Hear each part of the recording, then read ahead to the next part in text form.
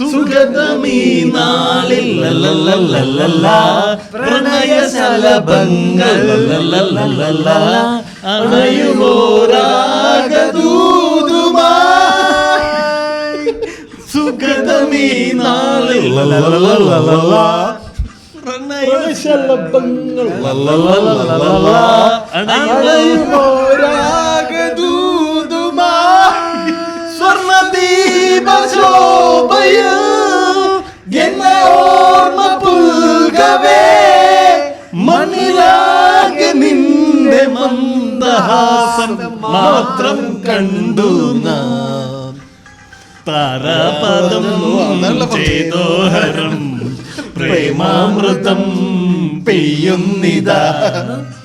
മതി മതി. സുഗതമീറാവിൽ ശരിയായില്ല. ഒരു പാട്ടോടെ പാടാം. ഒരു പാട്ട് സ്റ്റാർട്ട് നമുക്ക് ഏത് പാട്ടാ? മറ്റേ ഓരിലത്താളി. ഉന്നം മറന്ന ഓരിലത്താളി എടുക്കാം.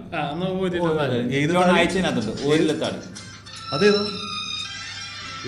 ആ ഒരു താലി തപ്പട്ടെ. ദീപകിന് അയച്ചതിനകത്തുണ്ടോ? 1 കിലോ താലി. ഓ മൈ ഗോഡ്, എനിക്ക് അയച്ചുണ്ട്. ഗൈസ്, നമ്മൾ നമ്മുടെ ട്രാക്ക് മാറ്റിക്കൊണ്ടിരിക്കുകയാണ്. നിങ്ങൾക്ക് മനസ്സിലാക്കണം, നമ്മൾ നല്ല രീതിയിൽ സാധകം ചെയ്യുന്നുണ്ട്. നമ്മളൊരു മ്യൂസിക് ബാൻഡായിട്ട് എന്താ പിവട്ട് ചെയ്യണം അല്ലേ? നമ്മളിങ്ങനെ 10-12 പേര് ഒരുമിച്ച് സ്റ്റാൻഡപ്പ് കോമഡി വർക്കാവുന്നില്ല. അപ്പൊ നമ്മൾ മ്യൂസിക്കിലോട്ട് തിരിയാൻ പോവാണ്. 10-12 പേര് നിങ്ങളുടെ കവലകളിൽ ഞങ്ങളെ കണ്ടാൽ സംഭാവന ഉദാരമായി സംഭാവന ചെയ്യും. സ്റ്റാർട്ട് ചെയ്തു.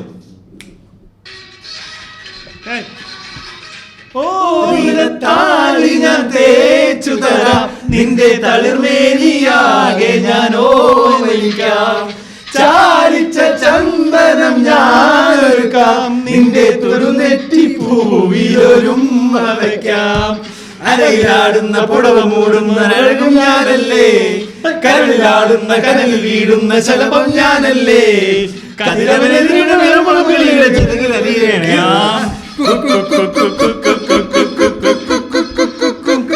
ഒരു വല്ലം പൊന്നും പൂവും കരിനീല ചാന്തും കണി കാണാക്കുന്നിൽ നിന്നും തിരുകോടിപ്പാവും.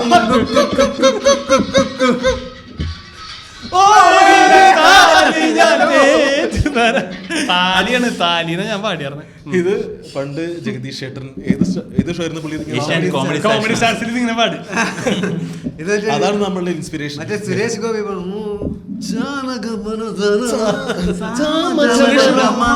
എങ്ങനെ സാധിക്കുന്നു സുരേഷ് ചേട്ടാ?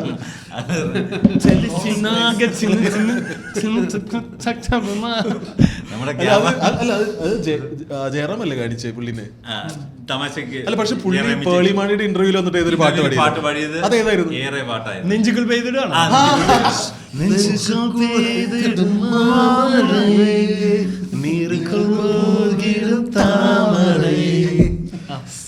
അത് കരോക്കെ ഉണ്ടാക്കണം.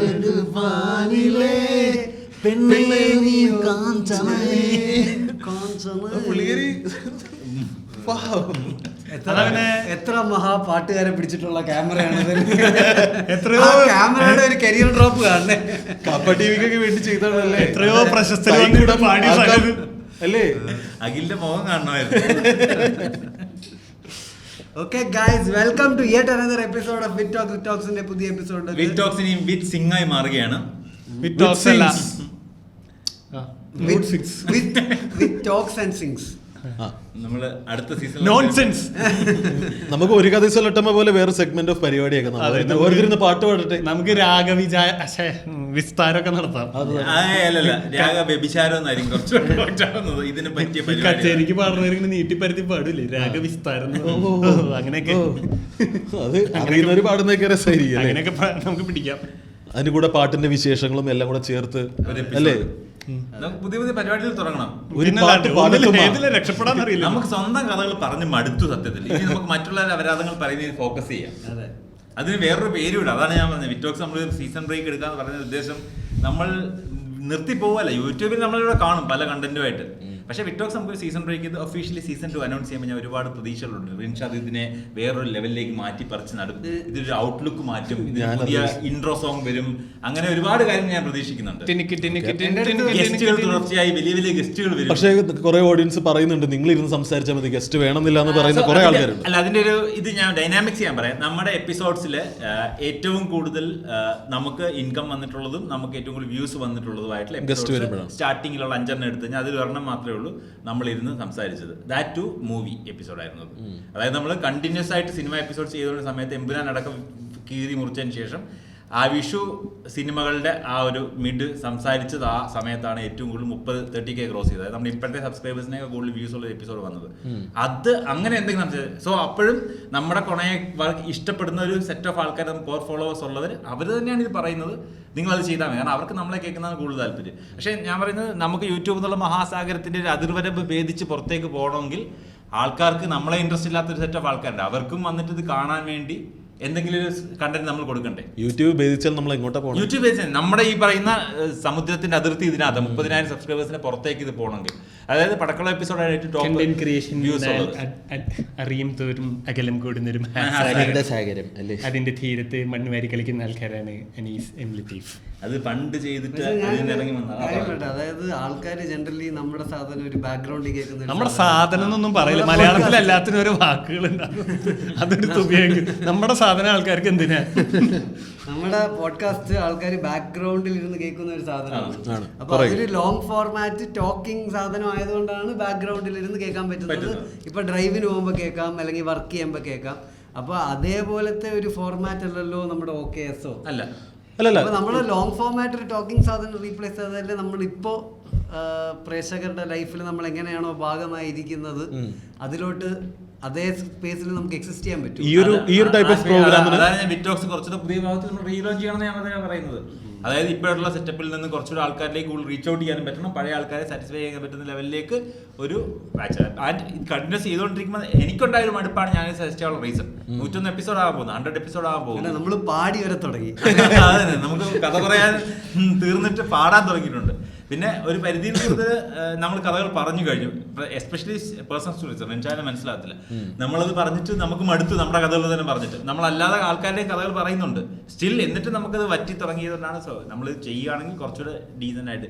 ഇപ്പൊ തന്നെ നമുക്കറിയാം, നമ്മൾ എപ്പിസോഡ് വന്നിരുന്നിട്ട് എന്ത് പറയണമെന്ന് അറിയാതെ ചുമ്മാ എന്തെങ്കിലുമൊക്കെ പറയുകയാണ്. അങ്ങനെ പാട്ടുപാടി ഇല്ല, ഇപ്പൊ എനിക്കൊരു 10-15 എപ്പിസോഡും കൂടെ പറയാനുള്ളതുണ്ട്. അത് എല്ലാവർക്കും കാണും ഇനിയും. പക്ഷെ നമ്മളങ്ങനെ ചുരണ്ടി ഇനി ഉള്ളിലേക്ക് ചുരണ്ടുന്നില്ല എന്നുള്ളതാണ്. ഇതൊക്കെ it can be a good standup set. ഈ പറഞ്ഞ സാധനങ്ങളൊക്കെ ജോർജ് പറയുമ്പോൾ ഞാൻ അംഗീകരിക്കുന്നു. ദാറ്റ് ഒട്ടുമിക്ക എല്ലാം നല്ല കോമിക്സ് ചെയ്യുന്ന പേഴ്സണൽ സ്റ്റോറീസ് ആണ്. അതിനെ കുറച്ചുകൂടെ എക്സാജറേറ്റ് ചെയ്ത് അടിപൊളി സെറ്റ് ആക്കാണ് ചെയ്യുന്നത്. പോഡ്കാസ്റ്റിൽ ചെയ്യാം, സ്റ്റാൻഡപ്പിലും ചെയ്യാം.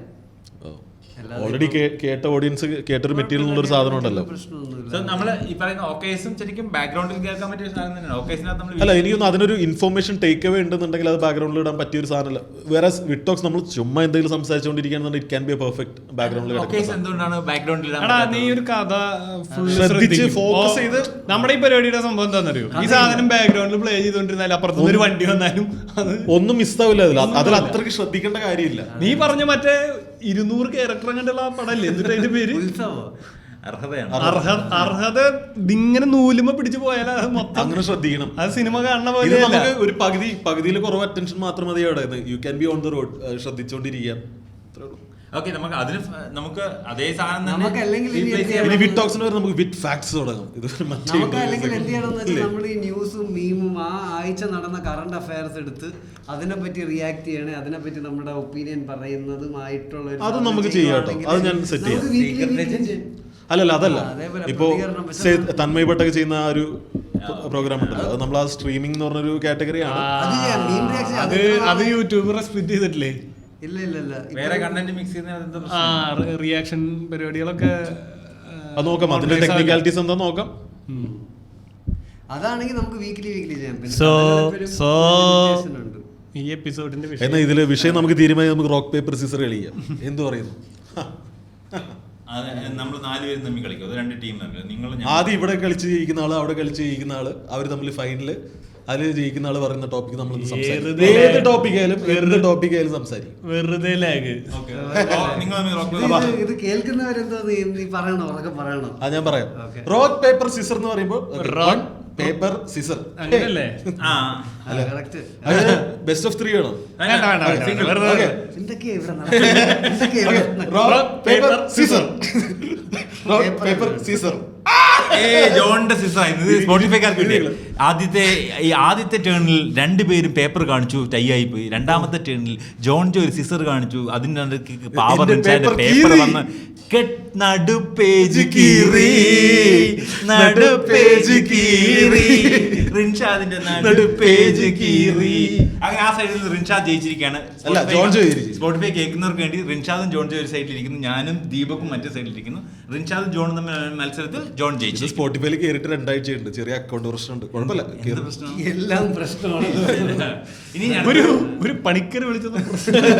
ഇനി ഞാനും ദീപക്കും റോക്ക് പേപ്പർ സിസർ.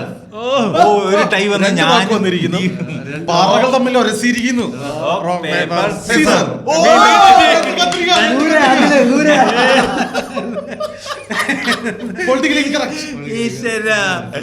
ഞാൻ ഉദ്ദേശിച്ചത് ഇങ്ങനെ അനീസും ദീപക്കും എന്താ കുഴപ്പം? വി ഡോണ്ട് കണ്ടോൺ എന്താ പറയാ, ഞങ്ങൾ ജെൻഡറിൽ ഇങ്ങനെ അല്ല, ഞങ്ങൾ ഇതില് ഉൾപ്പെടില്ല. വേണ്ട, പറഞ്ഞു. വീണ്ടും ടൈ വന്നിരിക്കണം. Rock paper scissor.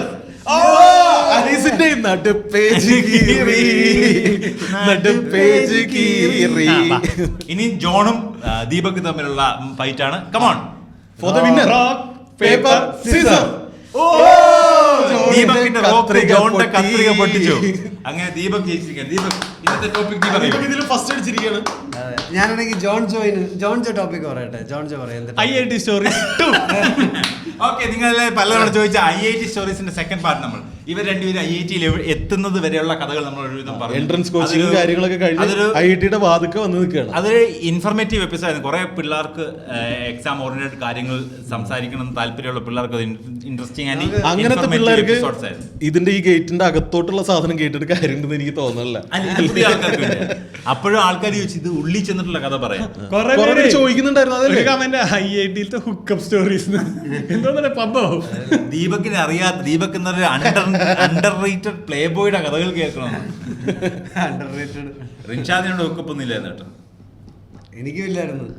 അവിടെ IIM ചെന്നപ്പോ ദീപു പ്ലേ ബോയ് ആയിട്ട് മാറി. ദീപു പ്ലേ ബോയ് ഒന്നും. നീ വന്ന് മറ്റേ ഇത് തൊട്ട് തുടങ്ങിക്കോ. നമുക്ക് റിസൾട്ട് എങ്ങനെയാണ് അറിഞ്ഞെന്നുള്ളത് പറയണം. റിസൾട്ട് നമുക്ക് എല്ലാവർക്കും നമ്മുടെ എൻട്രൻസിന്റെ റിസൾട്ട് അറിഞ്ഞ കഥ പറയാം. എവിടെയായിരുന്നു? കേരള എൻട്രൻസിന്റെ അല്ലെങ്കിൽ എനിക്ക് IIT അറിഞ്ഞ എങ്ങനെയാന്ന് പറയാം. നിന്റെ വലിയ കാര്യമുള്ളൂ പറഞ്ഞു കിട്ടി. പക്ഷെ അതിലിപ്പോ വീട്ടിലിരുന്ന് മറ്റേ നെറ്റ് നോക്കി സാധനം കണ്ടു. സാധനം കണ്ടു. ഞാനിത് കഴിഞ്ഞ അതാണ് പറഞ്ഞ സാധനം എന്നുള്ളത് ഒഴിവാക്കി അവിടെ കറക്റ്റ് വാക്കുകൾ ഉപയോഗിച്ചാൽ ഓക്കെ. ഞാൻ IIT കഴിഞ്ഞിട്ട് JEE കൊടുത്തു കഴിഞ്ഞിട്ട് നമ്മുടെ ക്വസ്റ്റ്യൻ പേപ്പർ കിട്ടുമല്ലോ, അത് വെച്ചിട്ട് 1000-നകത്ത് റാങ്ക് വരുന്നത് മനസ്സിലായി. അതൊക്കെ ഞാൻ പറഞ്ഞിട്ടുണ്ട്. ഓക്കെ, ഇതുവരെ പറഞ്ഞിട്ടുണ്ട്. അതാ ഞാൻ പറഞ്ഞു നീ വാതിക്ക വരെ എത്തിയത്. നീ ഫസ്റ്റ് ഡേ നീ ഓറിയന്റേഷൻ തൊട്ട് തുടങ്ങി. IIT-യിലെ ഫസ്റ്റ് ഡേ അതിനുള്ള ഓറിയന്റേഷൻ ഞങ്ങൾക്ക് അറിയത്തില്ല. ഞങ്ങൾക്ക് ഓറിയന്റേഷൻ ഒന്നും ഇല്ല. ഞങ്ങൾ കോളേജിൽ ചെല്ലുമ്പോൾ നല്ല ഓറിയന്റഡ് ആണ്. IIT-യിലെ ഫസ്റ്റ് ഡേ. അതെ, ആദ്യം പോയി സൈക്കിൾ മേടിക്കണം, സിം കാർഡ് മേടിക്കണം. സൈക്കിളോ? ഇതൊരു 650ഓളം ഏക്കറുള്ള ഒരു ക്യാമ്പസ് ആണ്. അതൊരു നാഷണൽ പാർക്ക്. 650 ഏക്കറോളം വിസ്തൃതി ഉള്ള ഒരു ക്യാമ്പസ് ആണ് IIT. നെൽപ്പാടങ്ങളും വയലേലകളും ഇല്ലല്ലേ? സത്യം. ഗിണ്ടി നാഷണൽ പാർക്കിന്റെ ഒരു സൈഡാണ് IIT. തൊട്ടപ്പുറത്ത് തന്നെ മാനിനെയും കുരങ്ങനെയൊക്കെ കൂട്ടിലിട്ടേക്കുന്നു. ഇപ്പുറത്ത് അത് ചുമ്മാ ഓടി കളിച്ച് നടക്കുന്നത്. അത് കാണുമ്പോ വിഷമം തോന്നും. അയ്യോ, ഇതൊക്കെ കേസാണ്, ഇങ്ങനൊന്നും പറയരുത്. നമ്മുടെ അവിടെ കൊരങ്ങന്മാര് ഭയങ്കര ശല്യമാണ്. ക്ലാസ്സിൽ വരും, ക്ലാസ്സിൽ കയറി വരും. പിന്നെ ഇതുപോലെ അവിടെ അഡ്മിഷൻ കിട്ടാൻ ബുദ്ധിമുട്ടില്ലാത്തവർ അവര് മാത്രമല്ലോ അല്ലേ കൊരങ്ങനും മാനും. അതെ, നമുക്കാണെങ്കിൽ എനിക്ക് ഓർമ്മയുണ്ട്, ഞാനൊരു പ്രാവശ്യം ക്ലാസ്സിൽ പോണ വരി കൊരങ്ങന്മാര് ഭയങ്കര അഗ്രസീവ്. എനിക്ക് ക്ലാസ്സിൽ പോകാൻ പറ്റിയില്ല, കാരണം എൻ്റെ ആ സ്റ്റെയർ കേസ് കൊരങ്ങന്മാര് ബ്ലോക്ക് ചെയ്തുകൊണ്ടിരിക്കുകയായിരുന്നു. പിന്നെ നമ്മൾ ഫുഡ് മേടിച്ച് തിരിച്ചു നീ വരും. അന്ന് എന്തടിച്ചിട്ടാ പോയത്? എന്തൊക്കെ കാരണങ്ങൾ കേൾക്കണമല്ലേ. എന്നിട്ട് മറ്റേ പാട്ട് പാടി മാറിക്കിടക്കടാ അല്ല മറക്കടാ നീ നമ്മുടെ കൂട്ടർ രാവിലെ എണീറ്റപ്പോ അവ എണീക്കുമ്പോ ഒരു നെഞ്ചത്ത് കുറങ്ങിയിരിക്കുക നോക്കിക്കൊണ്ടിരിക്കുക എന്താ എണീക്കാത്തെന്ന് നമ്മുടെ ഒരു ഫ്രണ്ടിന്റെ iPod പറഞ്ഞു. ഡോറ് തുറന്നിട്ടിരിക്കുക. അപ്പൊ ഈ പഴയ ഹോസ്റ്റലിലൊക്കെ പുതിയ ഹോസ്റ്റലിനകത്ത് വരും. പുതിയ ഹോസ്റ്റൽസ് എല്ലാം ഫ്ലാറ്റ് പോലത്തെ സെറ്റപ്പ് ആണ്. മറ്റേ പഴയ ഹോസ്റ്റൽ എന്ന് പറഞ്ഞാൽ പ്രോപ്പർ ഒരു ക്വാഡറിയുള്ള നടുക്ക് കളിക്കാനുള്ള സ്ഥലമുണ്ട്. അങ്ങനത്തെ സ്പേസുള്ള കുറച്ച് പഴയ ഹോസ്റ്റൽ സെറ്റപ്പ് ഉണ്ടായിരുന്നു. അപ്പൊ അതിന്റെയൊക്കെ അവിടേക്ക് കുരങ്ങന്മാർക്ക് ഭയങ്കര സുഖമാണ്. കാരണം ഇവിടെയൊക്കെ മരമുണ്ട്. അപ്പൊ അത് ചാടി നേരെ നമ്മുടെ കോറിഡോറിലോട്ട് വരും. റൂം തുറന്നിട്ടുണ്ടെങ്കിൽ അതിൻ്റെ അകത്തൊക്കെ ചുമ്മാ ഒന്ന് കയറും. എന്തെങ്കിലും ഫുഡ് കഴിക്കാനൊക്കെ ഉണ്ടെന്ന് ചുമ്മാ കുരങ്ങിയിരുന്ന് പിന്നെ നമ്മളെ റിസ്ക് എടുക്കാൻ നിൽക്കില്ല. കൊണ്ടോയിക്കോട്ടെ എന്ന് വിചാരിക്കില്ലേ ഉള്ളൂ. നമ്മുടെ അവിടെ കഫറ്റേറിയയിലൊക്കെ എപ്പോഴും കുരങ്ങന്മാര് കൂട്ടമായിട്ട് നമ്മുടെ കുറെ സാധനങ്ങൾ ഗുരുനാഥ് എന്ന് പറഞ്ഞൊരു സ്റ്റോർ ഉണ്ടായിരുന്നു. അവിടെ ഡിപ്പാർട്ട്മെന്റൽ സ്റ്റോർസ് അവിടെ ട്യൂബ് ലൈറ്റ് വരെ കിട്ടും. അതായത് റൂമിലോട്ട് വേണ്ടുന്ന എല്ലാ സാധനങ്ങളും അവിടെ കിട്ടും. ചെറിയൊരു കഫേ സെക്ഷൻ ഉണ്ട്. അപ്പൊ അവിടെ ഉണ്ട് ഇതുപോലെ കുരങ്ങന്മാർ. ഇതൊക്കെ വന്ന് ചുമ്മാ നമ്മൾ കൊക്കോളൊക്കെ മേടിച്ച് വെച്ചിട്ടുണ്ടെങ്കിൽ അത് എടുത്തിട്ട് അടപ്പ് തുറക്കാൻ അറിയാട്ടോ. കണ്ടുപിടിച്ചിട്ടുണ്ട്. അടപ്പ് തുറക്കാൻ അറിയാം. അതെ പള്ളിയുടെ കുരങ്ങനെ തുറക്കും. അതാ നമ്മൾ കുറെ ആൾക്കാർ കണ്ട് ശീലമായിട്ട് പോകേണ്ട കാര്യമൊന്നുമില്ല. ലോക്കൽ എഞ്ചിനീയറിംഗ് കോളേജിലുള്ള കുരങ്ങന്മാർക്കും കുപ്പി ഒരുമാതിരി ഞങ്ങളുടെ കുരങ്ങനെ കളിയാക്കണ്ട. IIT വന്ന് ക്ലാസ്സിലിരിക്കും.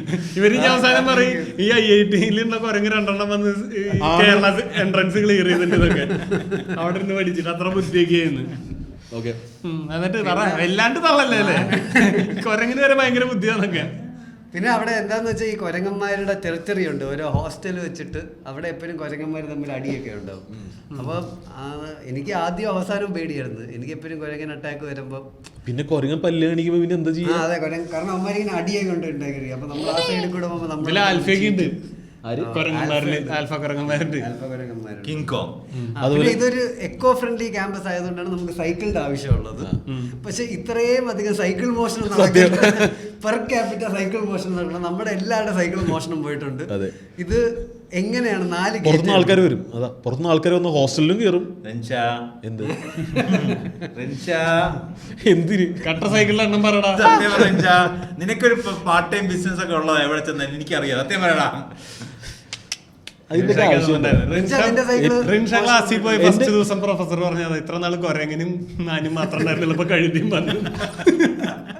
ഇത് നീ ആലോചിച്ചു, നീ സബ്ജക്ട് പറഞ്ഞപ്പോഴേ ആലോചിച്ചു. ഇത്രയും നാൾ ഈ ക്യാമ്പസിൽ കുരങ്ങനും മാനും മാത്രം ഉണ്ടായിരുന്നുള്ളൂ, ഒരു കഴുതിയും കൂടി വന്നു.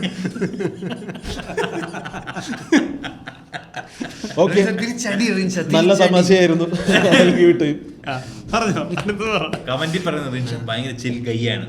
നമ്മുടെ ഷോയിന് കഴിഞ്ഞ ദിവസം മഹാദേവന്റെ ഷോയിൽ വന്ന ഒരു കുട്ടി ചോദിച്ചല്ലോ റിൻഷാദ് എവിടെയാണ്. എന്നെ തിരക്കുന്നുണ്ട് ആൾക്കാർ. Oh my god. Back to എന്നെ തിരക്കിയില്ലെങ്കിലും എക്കോ ഫ്രണ്ട്ലി ക്യാമ്പസ് ആണ്. അപ്പൊ ആദ്യത്തെ ദിവസം സൈക്കിൾ മേടിക്കണം. അവിടെ സൈക്കിൾ മേടിക്കണം. പക്ഷെ സിമ്മ് വേണ്ടേ നമ്മള് തമിഴ്നാട് സിമ്മ് വേണല്ലോ. അന്നത്തെ കാലത്ത് അന്ന് ഡോക്കോമോ മറ്റേ സെക്കൻഡ് ബില്ലിംഗ് കൊണ്ടുവന്ന് വന്നിട്ടുണ്ടായിരുന്നു. ഡോക്കോമോയുടെ സിമ്മ് ഭയങ്കരമായിട്ട് ഓടുന്നുണ്ടായിരുന്നു. എന്റെ നമ്പർ എനിക്ക് സിറ്റിയുടെ നടുക്ക് നാഷണൽ പാർക്ക് വേറെ ഇങ്ങനത്തെ വലുത്. സോ ബേസിക്കലി നമ്മുടെ ക്യാമ്പസിന്റെ ഫ്രണ്ട് അടയാറാണ്. അടയാർ എന്ന് പറഞ്ഞാൽ ഭയങ്കര അടിപൊളി ഏരിയ. നിങ്ങളുടെ ഓപ്പോസിറ്റ് അല്ലേ മെഡിക്കൽ കോളേജോ ക്യാൻസർ റിസർച്ച് ക്യാൻസർ സെന്റർ. അവിടെ ബേസിക്കലി അവിടുത്തെ ഈ ലോക്കൽസിന് അങ്ങനെ IIT അത്ര അറിഞ്ഞുവിടാ. അവിടെ അവർ മറ്റേ നമ്മൾ അണ്ണ യൂണിവേഴ്സിറ്റിയുടെ ഓപ്പോസിറ്റ് എന്നാണ് പറയണത്. കാരണം നമ്മുടെ അടയാർ ഓപ്പോസിറ്റ് അണ്ണ യൂണിവേഴ്സിറ്റി ഉണ്ട്. അല്ല അവിടെ അത്യാവശ്യം പ്രിവിലേജ്ഡ് ആയിട്ടുള്ള ആൾക്കാരുടെ ഇടയിൽ IIT എന്ന് പറഞ്ഞു കഴിഞ്ഞാൽ it's a gateway to അമേരിക്കയാണ്. അത് ഇവിടെ കയറാൻ എന്നിട്ട് നല്ലൊരു യൂണിവേഴ്സിറ്റി ക്രാക്ക് ചെയ്യുക. ശരിക്കും പറഞ്ഞാൽ IIT-യിൽ നല്ല ക്വാളിറ്റി ഉള്ള ആൾക്കാരൊക്കെ അമേരിക്കയിലാണ് പോകണം. അവിടുത്തെ അത് കഴിഞ്ഞിട്ട് സെക്കൻഡറി വരുന്ന ആൾക്കാരാണ് ശരിക്കും വേറെ ഉള്ള അതിന്റെ താഴെ വരുന്ന ആൾക്കാർ പോഡ്കാസ്റ്റിലും അവിടെ. അപ്പോൾ ഈ ഒരു നാഷണൽ പാർക്കിന്റെ പാർട്ടായതുകൊണ്ട് അവിടെ എക്കോ ഫ്രണ്ട്ലി ക്യാമ്പസ് ആണ്. അപ്പൊ അതുകൊണ്ട് അവിടെ ബൈക്കൊന്നും പാടില്ല എന്നാണ് പറയുന്നത്. പിന്നെ അതുപോലെ ഇത്ര മൊത്തം ഏരിയയുടെ ഇത്ര പെർസെന്റേജ് മാത്രമേ ബിൽഡിംഗ് പാടുള്ളൂ. അങ്ങനെ കുറെ റെസ്ട്രിക്ഷൻസ് ഉണ്ട്. ഇപ്പൊ അങ്ങനെ ഒന്നുമില്ല. ഇപ്പൊ ഞാൻ കഴിഞ്ഞ ദിവസം ക്യാമ്പസിൽ പോയപ്പോൾ അവര് മൊത്തം കുറെ ബിൽഡിംഗ് കൂട്ടിയിട്ടുണ്ട്. ചെന്നൈ ഞാൻ 2022 പോയിട്ടുണ്ട്. അവര് പണ്ടത്തെ പ്രകൃതി പറഞ്ഞിട്ടുണ്ട്. പണ്ടത്തെ മാതിരി ഗുരുവിന്റെ സൈഡിലൊക്കെ ഒരു കാടല്ലായിരുന്നു, അതൊക്കെ എടുത്ത് കളഞ്ഞ് തൂക്കിയവര്. ഇത് നമ്മുടെ ക്യാമ്പസിന്റെ തുടക്കം അടയാറിലാണെങ്കിലും നമ്മുടെ അടയാറിലാണ് തുടക്കം. അവിടെ നിന്ന് പിന്നെ കുറെ റെസിഡൻഷ്യൽ ക്യാമ്പസാണ്, റെസിഡൻഷ്യൽ ഏരിയ ആണ്. പ്രൊഫസർമാർക്കും അവർക്ക് അതിന്റെ നടുക്ക് ഒരു ഗജേന്ദ്ര സർക്കിൾ ഉണ്ട്. ചെയ്യുന്നവർക്ക് ഒരു ഫാമിലി ഇത് കിട്ടൂല ക്വാർട്ടേഴ്സ്. പക്ഷെ കുറെ സ്റ്റുഡൻസ് ഉണ്ട്. അഡ്മിഷൻസിന്റെ നമ്പർ കൂടിയപ്പോൾ ആൾക്കാരെ എല്ലാവരും അക്കോമഡേറ്റ് ചെയ്യാൻ പറ്റാതായി. അപ്പോൾ കുറച്ച് പേരൊക്കെ പുറത്ത് താമസിക്കേണ്ട അവസ്ഥയാണ് എംടെക്കും PhD ഒക്കെ. അപ്പോൾ അതിൻ്റെ നടുക്ക് വന്നിട്ടാണ് അക്കാഡമിക് സോൺ, അവിടെയാണ് ക്ലാസ് റൂം സാധനങ്ങളൊക്കെ. അത് കഴിഞ്ഞിട്ട് പിന്നെ ഒരു 2 കിലോമീറ്റർ പോയാലാണ് നമ്മുടെ ഹോസ്റ്റലൊക്കെ നിൽക്കുന്നത്. അപ്പോൾ ബേസിക്കലി മെയിൻ ഗേറ്റിൽ നിന്ന് ഒരു 4 കിലോമീറ്റർ ഉണ്ട്.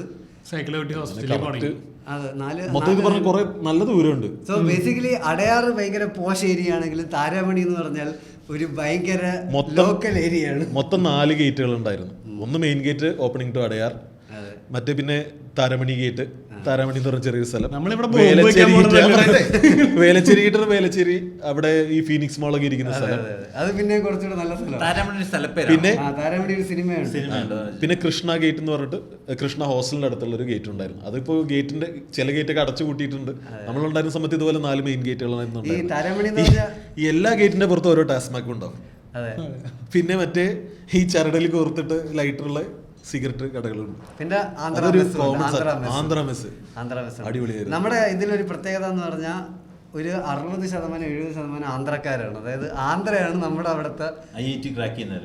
കാരണം എന്താണെന്ന് വെച്ചാൽ 2 മേജർ സെന്റേഴ്സാണ് കോച്ചിങ്ങിനുള്ളത്. ഒന്ന് കോട്ട ഉണ്ട് രാജസ്ഥാനിൽ, അവർ കൂടുതൽ ഡൽഹി കാൺപൂരിലൊക്കെ ആയിരിക്കും പോകുന്നത്. പിന്നെ ഹൈദരാബാദിൽ 6ാം ക്ലാസ് 7ാം ക്ലാസ് തൊട്ടേ റെസിഡൻഷ്യലായിട്ട് പിള്ളേർ നാരായണ, ചൈതന്യ അങ്ങനത്തെ ഇൻസ്റ്റിറ്റ്യൂട്ട്സിൽ നിന്ന് ഇവിടെ നിന്ന് ക്ലിയർ ചെയ്ത് വരുന്നവന്മാരൊക്കെ വരുന്നത് IIT മദ്രാസിലോട്ടാണ്. അവർ ഭയങ്കര ചില്ലാണ്. എന്ന് വെച്ചാൽ അതിൽ മിക്കവന്മാരും ഭയങ്കര ചില്ലാണ്. അതായത് എൻ്റെ കൂടെ വന്നിട്ടുള്ള റൂംമേറ്റ് അവന് അപ്പം തന്നെ ഈ എനിക്ക് ആന്ധ്ര റൂംമേറ്റ് തന്നെ ആയിരുന്നു. അവിടെ ആന്ധ്രക്കാരാണ് കൂടുതൽ. ഇൻഫാക്ട് നമ്മുടെ അവിടെ ഒരു ഇൻസ്റ്റി നെയിം കൾച്ചർ ഉണ്ട്. അതായത് നമ്മളെ റാഗ് ചെയ്യുമ്പോൾ അവർ നമുക്കൊരു ഇൻസ്റ്റി നെയിം ഇടും. എൻ്റെ ഇൻസ്റ്റി നെയിം ഹെഡർ അത് വരുന്ന അവിടെ. ഞാൻ ആ വഴിക്കേ പോയിട്ടില്ല. ലീഡർ ഒന്നുമല്ല. പറഞ്ഞ ആൾക്കാർ വേറെ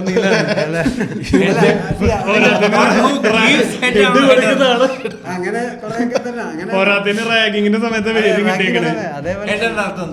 ലീഡർ അതേപോലെ ഒരു ഭയങ്കര സെക്ഷൽ അങ്ങനത്തെ ഒരു സാധനം ലീഡർ ഒന്നുമല്ല. പിന്നെ പക്ഷെ അങ്ങനെ പേര് വരാനുള്ള കാരണം എന്ന് പറഞ്ഞാൽ ഈ ആന്ധ്രക്കാരുടെ ഇടയ്ക്ക് ഒരു 10% ആൾക്കാരുടെ പേര് ചൈതന്യെന്നും വേറെ 10% ആൾക്കാരുടെ പേര് സായി എന്നും അങ്ങനെ ഭയങ്കര കോമൺ ആണ്. റെഡ്ഡി ഉണ്ട്. അപ്പം അവരുടെ ഇതിനെ ഡിസ്റ്റിങ്ക്വിഷ് ചെയ്യാൻ വേണ്ടിയിട്ടാണ് ഈ ഒരു പേരിന്റെ. പിന്നെ നിങ്ങൾക്ക് അറിയാലോ ആന്ധ്രക്കാരുടെ പേര് ഭയങ്കര നീളമുണ്ട്. അവർക്ക് രാമ വെങ്കിട രാജ് റാവു സോമേശ്വര പശുപാല സുമതി വെങ്കിട അത്രക്കില്ല. പക്ഷെ ഒരു 3 പേരൊക്കെ മിനിമം ഉണ്ടാവില്ലേ? 3-4 പേരൊക്കെ മിനിമം ഉണ്ടായിരിക്കും. നമ്മുടെ അവിടെ വരുന്ന ആന്ധ്രക്കാർ ആക്ച്വലി ഈ പവൻ കല്യാണിന്റെ ബർത്ത്ഡേക്കൊക്കെ മറ്റേ എന്നൊക്കെ പറഞ്ഞ് സെലിബ്രേറ്റ് ചെയ്യുന്ന അങ്ങനത്തെ എന്നുവെച്ചാൽ എല്ലാ ക്ലാസ് ആന്ധ്രക്കാരും ഉണ്ട്. നമ്മളെല്ലാരും സാധാ പിള്ളേര്. നമ്മള് മമ്മൂക്ക് അല്ലെങ്കിൽ ലാലേട്ടന്റെ ബർത്ത്ഡേ നമ്മൾ ത്രസിക്കില്ലേ? ഇല്ല, നമ്മൾ അങ്ങനെ അവര് ത്രസിക്കുന്ന നമ്മൾ ത്രസിക്കത്തില്ല. നമുക്ക് ആ ലെവൽ ത്രസിപ്പില്ല സത്യത്തിൽ. അല്ല, അവര് സത്യം പറഞ്ഞ മൂവി കൾച്ചർ എന്ന് പറഞ്ഞാൽ അവിടെ നമ്മളെക്കാളും എന്താ പറയാ ഇത്തിരി ഹീറോ വർഷിപ്പ് ഇച്ചിരി കൂടുതലാണ്. ഹീറോ വർഷിപ്പ് എനിക്ക് തമിഴ്നാടിനേക്കാൾ കൂടുതലുണ്ടോ? തമിഴ്നാടിനേക്കാൾ കൂടുതലുണ്ട് ഇല്ലേ? എന്നിട്ട് അവന്മാരായിട്ട് ഞാൻ ചിലവന്മാരുടെ കടി പിടിച്ചിട്ടുണ്ട്. അതായത് നമ്മുടെ ഇൻഡസ്ട്രീനെ കളിയാക്കും. അന്ന് ഈ പറഞ്ഞ പോലെ നമുക്ക് മലയാള സിനിമേനെ ഇത്ര ഉത്കൃഷ്ട സാധനമായിട്ട് ഇതുവരെ വന്നിട്ടുണ്ടായിരുന്നില്ല. പറഞ്ഞു സോഷ്യൽ മീഡിയ എന്നല്ല, OTT വന്നപ്പോഴാണല്ലോ ഇവന്മാരൊക്കെ ശരിക്കും ഇത് കൊള്ളാം എന്നുള്ള സാധനം അത് പറഞ്ഞ് അന്ന് ഇവന്മാര് പറഞ്ഞ് മനസ്സിലാക്കാൻ പറ്റുന്നത് നമ്മുടെ ഇവിടെ 100 കോടി സാധനം ഉണ്ടെന്നൊക്കെ പറയുന്നത്. പക്ഷെ നമുക്ക് പറഞ്ഞു പിടിച്ചിരിക്കാൻ പറ്റില്ല. ഇപ്പോഴും ഇന്ത്യൻ സിനിമയുടെ ഏറ്റവും മുകളിൽ നിൽക്കുന്ന തെലുങ്ക് സിനിമകൾ 3 ഉണ്ട്. കൽക്കി ആണെങ്കിലും പുഷ്പ 2 ആണെങ്കിലും ബാഹുബലി 2 ആണെങ്കിലും RRR ആണെങ്കിലും ഒക്കെ 1000-ന് മുകളിൽ പോയിട്ടുള്ള സൗത്ത് ഇന്ത്യൻ സിനിമകളാണല്ലോ. ഓൾമോസ്റ്റ് അവിടെ ഷാറൂഖ് ഖാന്റെ സിനിമയുടെ ഇതില്ല. എനിക്ക് അമീർ ഖാന്റെ സിനിമ ഏറ്റവും ടോപ്പിൽ കിടക്കുന്ന താഴെ കിടക്കുന്ന മൊത്തം തെലുങ്ക് പടങ്ങൾ. അത് കഴിഞ്ഞ് ഷാറൂഖ് ഖാൻ വരുന്നുള്ളൂ അവിടെ. ഫസ്റ്റ് 5 ബിസിനസ് വൈസ് അന്നും അവരുടെ ഇൻഡസ്ട്രി കളർഫുൾ ആയിരുന്നു. ഭയങ്കര മേക്കിംഗ് സ്റ്റൈലുള്ള ഭയങ്കര കളർഫുൾ പടങ്ങളായിരുന്നു. സോറി, ഞാൻ പെട്ടെന്ന് ഇൻഡസ്ട്രി. എന്റെ ഒരു റൂംമേറ്റ് മഹേഷ് ബാബു ഫാനായിരുന്നു ഭയങ്കര. രണ്ടാമത്തെ വേറൊരു റൂംമേറ്റ് പ്രഭാസിന്റെ ഫാനാണ്. അടി നടക്കൂല്ലോ അങ്ങനെ അടി നടക്കത്തില്ലേ? ഇതിലൊരു വേറൊരു സാധനം ഞാൻ ശ്രദ്ധിച്ചിട്ടുള്ളത്, എനിക്ക് ശരിയാണെന്ന് അറിഞ്ഞിട്ട്, പക്ഷെ അവർക്ക് ഈ ഒരു കാസ്റ്റ് ബേസ്ഡ് ഡിവിഷനിലാണ് അവരുടെ ഹീറോ സാധനം വരുന്നത്. കാരണം എന്ന് വെച്ചാൽ നമ്മുടെ അവിടെ പൊളിറ്റിക്സ് റീജിയണലി ഡിവൈഡഡ് ആണ്. അതായത് മലയാളികൾ ഒരു സെക്ഷൻ, അങ്ങനെയാണ് നമ്മൾ കാൻഡിഡേറ്റ്സിനെ ഇത് ചെയ്യുന്നത്. അപ്പോൾ ആന്ധ്രയിൽ ഡിവിഷൻ വരുന്നത് കാസ്റ്റ് ബേസിസിലാണ് ഡിവിഷൻ വരുന്നത്. ഇതേ കാസ്റ്റ് ചൗധരി നോൺ ചൗധരി വരുന്നത്. ഇതേ കാസ്റ്റ് ബേസിസിലാണ് ഇവർക്ക് ഹീറോസും ഉള്ളത്. അപ്പൊ എനിക്ക് തോന്നുന്നു അങ്ങനത്തെ എന്തോ ഒരു ഡൈനാമിക്സും കൂടെ ഉണ്ട് അവിടെ. അത് കറക്റ്റ് ആണ്. അതോ മറ്റേ ഫാമിലീസ് ആണ്. ഫാമിലി വരുന്ന എന്തായാലും രണ്ട് മേജർ ഫാമിലിയാണ് ഇതില്. ഏതൊക്കെയാണ് families? Main families Allu family, Chiranjeevi, മോൻ രാംചരൺ, അവരുടെ മരുമോൻ അല്ലു അർജുൻ ഒക്കെ വരുന്ന ആ ഫാമിലി. അവൻ അനിയൻ ചിരഞ്ജീവി. അയ്യോ, പവർ സ്റ്റാറിനെ പറഞ്ഞില്ലേ, ചിരഞ്ജീവി അനിയൻ പവർ സ്റ്റാർ പവൻ കല്യാൺ. പുള്ളി അനിയനെ കൊണ്ടുവന്ന് പുള്ളി ഭയങ്കര പുള്ളി ഇപ്പം ഡെപ്യൂട്ടി ചീഫ് മിനിസ്റ്റർ ആണ് Pawan Kalyan. Andhra deputy chief minister ആണ് പവൻ കല്യാൺ. ചിരഞ്ജീവി പ്രജാരാജ്യ പാർട്ടി ലോഞ്ച് ചെയ്ത് MP ആയിട്ടുണ്ട്. നീ ഇങ്ങോട്ട് നീങ്ങിയിരിക്കാൻ പറയുന്നത്. ആൻഡ് അവർ പൊളിറ്റിക്സിൽ അവർ ഒരു പ്രൊമിനൻ്റ് ഇതാണ്. ആൻഡ് അതിനൊക്കെ മുമ്പിലെ ശരിക്കും NTR ഫാമിലി പറയേണ്ടത്. NTR ഫാമിലിയാണ് അവിടുത്തെ പഴയ മുഖ്യമന്ത്രി NT രാമറാവു. NTR പഴയ NTR. അയാളുടെ മക്കളിലാണ് വരുന്നത് നമ്മുടെ ബാലയ്യ വരുന്നത്. അയാളുടെ ഒരു മോനാണ് ബാലയ്യ. മറ്റേ മോനാണ് ജൂനിയർ NTRന്റെ ഫാദർ. പുള്ളി അവിടുത്തെ സ്റ്റാർ ആണ്.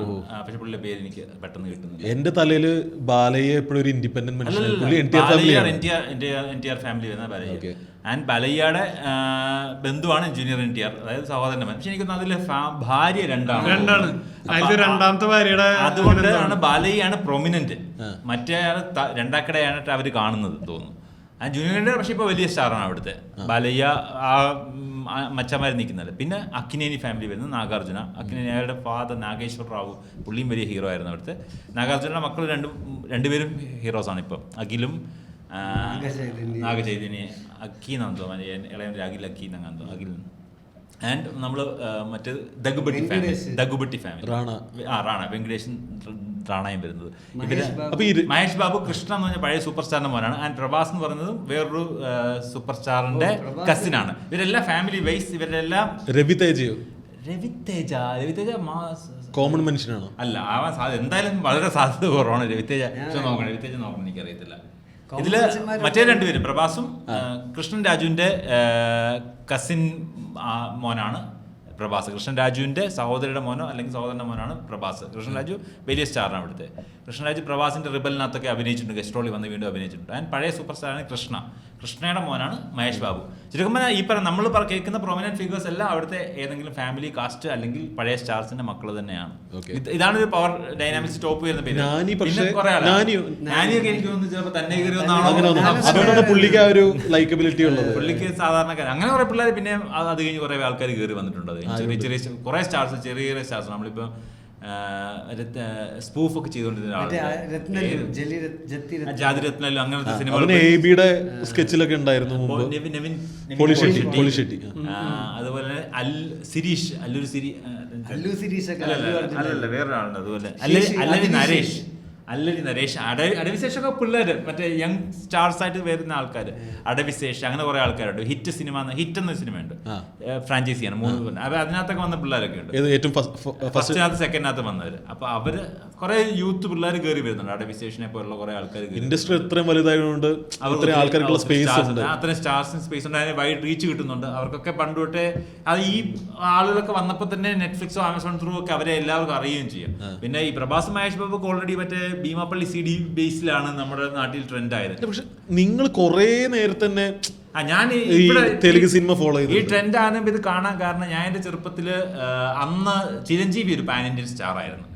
അപ്പൊ ചിരഞ്ജീവി എന്റെ ചെറുപ്പത്തിൽ ചിരഞ്ജീവിയുടെ ഡബ്ഡ് സിനിമകൾ ഞാൻ തിയേറ്ററിൽ കണ്ടിട്ടുണ്ട്. ഇവിടെ ഹീറോ പോലുള്ള പടങ്ങള്, അതില് ജഗദേക വീരുడు അതിലോക സുന്ദരി, ഇങ്ങനെ തെലുങ്ക് സിനിമ വരുന്ന പോലെ എനിക്ക് അറിയില്ല. അങ്ങനെ ഒരു സംഭവം 90s ഉണ്ടായിരുന്നു. അങ്ങനെ ട്രെൻഡ് ഉണ്ടായിരുന്നു. 90s ശരിക്കും ചിരഞ്ജീവി പാൻ ഇന്ത്യൻ സ്റ്റാർ ആയിരുന്നു. ചിരഞ്ജീവി ഹിന്ദിയിലടക്കം ട്രെൻഡ് ആയിരുന്നു. ചിരഞ്ജീവി ഹിന്ദി സിനിമ ഒരെണ്ണം അങ്ങോട്ട് ചെയ്തിട്ടുള്ളൂ. പക്ഷേ പുള്ളിയുടെ ഡബ്ബിംഗ് സിനിമകൾക്ക് നോർത്ത് ഇന്ത്യൻ സർക്യൂട്ടിൽ ഇന്ന് അല്ലു അർജുനും പ്രഭാസിനും ഒക്കെയുള്ള റീച്ച് ചിരഞ്ജീവിക്ക് അന്നുണ്ടായിരുന്നു. ചിരഞ്ജീവിയാണ് ഫസ്റ്റിൽ 1 crore ക്ലെയിം ചെയ്ത സ്റ്റാർ. ഒരു സിനിമയ്ക്ക് 1 കോടി ക്ലെയിം ചെയ്ത ഇന്ത്യൻ സ്റ്റാർ ചിരഞ്ജീവിയാണ്. ഇന്ത്യൻ സ്റ്റാർ വേറെ ആരും വന്നത് ക്ലെയിം ചെയ്തു. അത് കഴിഞ്ഞാൽ രജനി, അമിതാഭ് ബച്ചനൊക്കെ അത് പിന്നെ വാങ്ങിച്ചു തുടങ്ങുന്നത്. പിള്ളേർ സെറ്റിലേക്ക് വലിയ റേറ്റ് ചെയ്യുന്നത്. അപ്പോൾ ആ സമയത്ത് ചിരഞ്ജീവി പാൻ ഇന്ത്യൻ സ്റ്റാർ ആയിരുന്നതുകൊണ്ട് മലയാളത്തിൽ ചിരഞ്ജീവിക്ക് ഫാൻസ് ഉണ്ടായിരുന്നു. അങ്ങനെ ഞാൻ സിനിമ തിയേറ്ററിൽ കണ്ടിട്ടുണ്ട് ചിരഞ്ജീവിയുടെ. അപ്പോൾ എനിക്ക് അങ്ങനത്തെ കളർഫുൾ മസാലപ്പടങ്ങളോട് എനിക്കൊരു ഓറിയന്റേഷൻ ഉണ്ടായിരുന്നു. എൻ്റെ ഓറിയന്റേഷൻ ശരിക്കും അങ്ങനത്തെ ഇക്വേഷൻ സിനിമകളോടാണ്. അപ്പോൾ അങ്ങനെ സാധനങ്ങൾ ഞാൻ തപ്പിയെടുത്ത് കാണുന്നൊരു പതിവുണ്ടായിരുന്നു. അപ്പോൾ ഈ പറയുന്ന അല്ലു അർജുൻ്റെ പടങ്ങൾ രണ്ടാമത് ട്രെൻഡ് ഉണ്ടാക്കുന്നതിന് സമയത്ത് ബാക്കിയുള്ള പടങ്ങൾക്ക് ട്രെൻഡ് ഇല്ലാത്ത പടങ്ങൾ സോണി മാക്സ് ഡബ് ചെയ്ത് ഇറക്കാറുണ്ട്, തമിഴിൽ ഡബ് ചെയ്ത് വരാറുണ്ട്, ഡബ്ഡ് സീഡികൾ പുറത്ത് വരാറുണ്ട്. അത് അത്ര വലിയ മാസ് റീച്ച് ഉണ്ടോ എന്ന് എനിക്കറിയില്ല, പക്ഷേ ഇത് കിട്ടുന്നൊരു കാലഘട്ടം ഉണ്ടായിരുന്നു. അപ്പം അന്നോട്ട് ഞാനിത് കാണാറുണ്ട്, ഇവരുടെ സ്റ്റാർസിന്റെ പടങ്ങൾ കാണാറുണ്ട്. ആൻഡ് കൃഷ്ണ ആര്യ വന്നപ്പോഴത്തേക്ക് പുതിയ ആദ്യമായിട്ട് യൂത്ത് ട്രെൻഡ് പിടിച്ചു. അപ്പോഴത്തേക്ക് അതിന്റെ കണ്ടംപററി ആയിട്ട് ആരൊക്കെയാണെന്ന് നോക്കി എല്ലാവരുടെയും പടം, പ്രഭാസിന്റെയും ജൂനിയർ എൻടിആറിന്റെയും മഹേഷ് ബാബുവിന്റെ ഒക്കെ പടങ്ങൾ പതുക്കെ ട്രെൻഡായി. അതുകൊണ്ട് ഞാനത് കാണാറുണ്ട്. ഞാൻ അവരുടെ മിക്ക എല്ലാ പടങ്ങളും കംപ്ലീറ്റ് ചെയ്തിട്ടുണ്ട്. അവർ പാൻ ഇന്ത്യ സ്റ്റാർസ് ആകുന്നതിന് മുന്നേ തന്നെ അവരുടെ എല്ലാ പടങ്ങളും കണ്ട് എനിക്കിഷ്ടമായിരുന്നവരെയൊക്കെ. ഞാൻ ആദ്യമായിട്ട് കാണുന്ന പ്രോപ്പർ തെലുങ്ക് സിനിമ എന്ന് പറഞ്ഞു കഴിഞ്ഞാൽ, തെലുങ്ക് സിനിമയിലോട്ടുള്ള എൻ്റെ ഇൻഡക്ഷൻ എന്ന് പറഞ്ഞാൽ മഗധീരയാണ്. മഗധീര അവിടെ വന്ന് കോളേജിൽ ചെന്നിട്ട് ഈ പിള്ളേർ പറഞ്ഞു കേട്ടിട്ട് കണ്ടൊരു സിനിമ കഴിഞ്ഞ് പിന്നെ ട്രെൻഡ് വന്നത് മഗധീരയായിരുന്നു. അത് ഭയങ്കര, പക്ഷെ അതിവിടെ ട്രെൻഡ് വരാൻ കാരണം അതിന്റെ ഈ മഗധീര മറ്റേ കാജ അപ്പൊ രാംചരൺ ഈ പടത്തിന്റെ സീഡികൾ ഇവിടെ ഹിറ്റ് ആയ സമയത്ത് അവർ പിന്നെ അവസാനം അത് തിയേറ്റർ റിലീസിന് അവന്മാർ ട്രൈ ചെയ്തു. അന്ന് ഖാദർ ഹസൻ എന്ന് പറഞ്ഞ ഒരാളായിരുന്നു ഇതിന്റെ ഡബ്ഡ് പടങ്ങൾ ഇറക്കി വീണ്ടും ട്രെൻഡ് ഉണ്ടാക്കി. കുറച്ച് പൈസ അയാൾ ഉണ്ടാക്കിയിട്ടുണ്ട് ആ സമയത്ത്. കുറെ സിനിമകൾ ഡബ് ചെയ്ത് ഇറക്കി ഇവിടെ സെറ്റ് ആക്കിയിട്ടുണ്ടായിരുന്നു. ഇപ്പൊ പിന്നെ അങ്ങനെ സാധനം മാറില്ല. ഇപ്പൊ പാൻ ഇന്ത്യ എന്നുള്ള ലെവലിൽ തന്നെ എല്ലാവരും വലിയ പടങ്ങളെ മാർക്കറ്റ് ചെയ്യാൻ തുടങ്ങുന്ന ലെവലിലേക്ക് എത്തി കാര്യം. നമുക്കാണെങ്കിൽ അവിടെ മൂവി നമ്മളിവിടെ തെലുഗു പാട്ട് കേൾക്കുമായിരുന്നു. പിന്നെ ഒന്ന് പെടവേപ്പിരത്തിന് നാത്തിലൂന അമ്മ എന്നൊരു പാട്ടുണ്ട്. പ്രഭാസിന്റെ കുറച്ച് നല്ല സിനിമകൾ, കുറച്ച് റൊമാൻറ്റിക് പാട്ടുകളൊക്കെ ഉണ്ടായിരുന്നു. വേറെ ഉണ്ട് ഒരു ഓറഞ്ച് എന്തോ ഒരു അതില് കുറെ അടിപൊളി പാട്ടുണ്ട്. ഓറഞ്ച് അതൊക്കെ നമ്മള് ഫസ്റ്റ് ഇയറിൽ പറഞ്ഞൊരു പാടല്ലേ, ആളുടെ പേര് രവിതേജ. ദുബായ് സീൻ എന്ന് പറഞ്ഞിട്ട് എന്റെ അവിടെ ഹോസ്റ്റലിൽ ഒരുത്തുണ്ട്. ഇത് ഈ പറഞ്ഞ പോലെ സി ഡി എടുത്തോണ്ട് ഞങ്ങള് ക്യാൻറ്റീനിലൊരു ടിവിയും സി ഡി പ്ലെയറൊക്കെ ഉണ്ട്. അവിടെ ഇരുന്ന് വോളിബോൾ കളി കഴിഞ്ഞ് വന്നിട്ട് ഈ സാധനം കാണും. അപ്പൊ കണ്ണിക്കൊണ്ട ചവർ സി ഡി ഒക്കെ കൊണ്ടുവരും. അങ്ങനെ കൊണ്ടുവന്ന ഒരു ദിവസം നോക്കുമ്പോ ദുബായ് സീന് പടണ്ടേക്കാണ്. ഇത് അവരുടെ ഓഡിയൻസ് ഉണ്ട്. ഈ അപ്പാപ്പൻ അല്ല മാസ് മഹാരാജ അങ്ങനെ വേണം പറയാൻ. അവിടുത്തെ അനീസായിരുന്നു നിങ്ങളുടെ കൂട്ടത്തിൽ. എനിക്കറിയാൻ പാടില്ല. അപ്പൊ എനിക്ക് ഇങ്ങനെ അറിയില്ല. ഞാൻ ഈ സിനിമ ആ പപ്പമാങ്ങ എടുത്തി കളഞ്ഞോളൂ. അല്ല അപ്പൊ മാധവ് സുരേഷ് മറ്റേ ജിഞ്ചർ മീഡിയയിൽ പറഞ്ഞ് Cristiano if you are watching Ravi Teja if you are watching please don't feel bad. അപ്പൊ അല്ല എന്നിട്ട് നോക്കുമ്പോ അതിലത്തെ ഒരു ക്യാച്ച് പ്രൈസ് എന്ന് പറയുന്ന സാധനം ഇതാണ്, പപ്പടമാക്കി കളയും. പിന്നെ ആ ഒരു സമയത്ത് ഞങ്ങളുടെ വോളിബോൾ കളിയിൽ അത് ഫുള്ളതായിരുന്നു. സ്മാഷ് അടിച്ച് അവന് പോയിന്റ് പപ്പടമാക്കി കളയും. ശരിക്കും ഇതിന്റെ കുഴപ്പം എന്താ അറിയോ, അന്നത്തെ ഡബ്ഡ് എടുക്കുന്നത് ചെറിയ പൈസക്കുമാർ ഡബ്ഡ് സാധനം ഇതിനൊരു 10 പൈസ എഫേർട്ട് ഇട്ട് ഡയലോഗ് എഴുതാൻ ഉള്ള ആൾക്കാരുണ്ടാവത്തില്ല. അന്നത്തെ ഡബ്ഡ് പടങ്ങൾ ഏറ്റവും വലിയ പ്രശ്നം എന്താണെന്ന് വെച്ചാൽ അവർ സ്ലാങ് പിടിക്കും. വെറുതെ ഒരു കാര്യമില്ല, ആലപ്പുഴ സ്ലാങ് തൃശ്ശൂർ സ്ലാങ് ഒക്കെ പിടിച്ച് ആൾക്കാരെ അത് വെച്ച് ചെയ്യിപ്പിക്കും. അവർക്ക് ജസ്റ്റ് ഡബ് ചെയ്യുന്നവർ അവരങ്ങനെ മോശം ഡബിങ് ആർട്ടിസ്റ്റുകൾ വെച്ച് ചെയ്യിക്കുക, മോശമായിട്ട് എഴുതി ഡയലോഗ് എഴുതുക. ഇത് ശരിക്കും ഞാൻ വൃത്തിക്ക് ചെയ്തതിന് അന്നേ അവർക്ക് പാനിന് ആവാമായിരുന്നു. പോരാത്തന്നെ അതിന്റെ പാട്ടുകളും അതുപോലെ പാടിത്തരും. അതല്ലേ പ്രശ്നം. ഈ സാധനം ദുബായ് മെസ്സിന്റെ ആ സമയം ഇറങ്ങി തെലുങ്കിലെങ്ങനെയായിരുന്നു ഏത് പാട്ടൊക്കെ അവിടെ മാസമായിരിക്കും. ഇപ്പൊ നമുക്ക് പറഞ്ഞല്ലോ പോമോനെ ദിനേശൻ സാറിന് ഇപ്പൊ ഒരാൾ ഡബ് ചെയ്ത് കഴിഞ്ഞാൽ അവര് റാവുകാരോ നീങ്ക സ്ഥലോ സ്ഥലം എന്നൊക്കെ എഴുതിയാല് എന്ത് മെയിൻ ഇതാണ് പഞ്ച് കൾച്ചറലി റൂട്ട് ചെയ്ത അവരുടെ ആർട്ടിസ്റ്റ് ആക്ടർ പറയുമ്പോ അത് മാസാണ്. ക്വാളിറ്റി ആൾക്കാർ ചെയ്യുമ്പോ അതിനനുസരിച്ചുള്ള വ്യത്യാസം വരും. സൂര്യയുടെ ഒരു സിനിമയിൽ മറ്റേ ഇവിടുത്തെ കോഴിക്കോട്ടെ പാലക്കാട്ടൊക്കെ ഇത്ര ദൂരം ഞാൻ വേൽ സിനിമയ്ക്കകത്ത്, അതായത് പുള്ളിക്കാരനാണെങ്കിൽ മദ്രാസിൽ നിന്ന് തൊട്ടടുത്ത ഒരു എയർപോർട്ടിൽ പിടിച്ച ഒരു കഥ പറയുന്ന ഒരു മാസീനുണ്ട്. കോഴിക്കോട് കരിപ്പൂർ വിമാനത്താവളത്തിൽ അത് അവരത് സിനിമയിൽ അവിടെ പറയുമ്പോൾ ലോജിക്കലി നമുക്ക് സ്റ്റാൻഡ് ചെയ്യുന്നതായിട്ട് തോന്നും. പക്ഷെ അത് ഡബിങ് വരുമ്പോഴത്തേക്ക് അയാൾ കരിപ്പൂരിൽ നിന്ന് ഇറങ്ങി ആലുവ വന്ന് പിടിച്ചെന്നൊക്കെ പറയുമ്പോഴത്തേക്ക് നമുക്ക് എന്ത് മൈരിത് 50 പൈസ ഹിന്ദിയിലും ഇതിലൊക്കെ ഏറ്റവും കിടിലായിട്ട് വർക്ക് ചെയ്ത സാധനം അല്ലു അർജുന്റെ സൗണ്ട്. അല്ലു പോലും ഇല്ലാത്തൊരു സൗണ്ട് അല്ലേ? അതാണ് അല്ലു അർജുൻ ഇവിടെ സംസാരിച്ചു ഞാൻ അയ്യേതായി പോയി. അന്ന് ആര്യ ഹിറ്റ് ആവാൻ ഏറ്റവും റീസൺസ് അതിന് അത്യാവശ്യം വൃത്തിക്ക് എഫേർട്ട് ഇട്ടുന്നുള്ള ആ പടത്തിനൊരു ന്യൂ ട്രെൻഡിൽ ഗീതയായിരുന്നു. നീ എന്താണ് ഇവിടെ നിൽക്കുന്നത്? അതില് നല്ല ഡബിങ് അടിച്ചത്. അതോടുകൂടി പുള്ളി സെറ്റ് ആയി. ഇത് എവിടെയാ IIT? വരും ആന്ധ്രയും തിരിച്ച്. അപ്പൊ അങ്ങനെ ഞാൻ അങ്ങനെ കണ്ട ഒരു സിനിമയാണ് ബിസിനസ് മാൻ.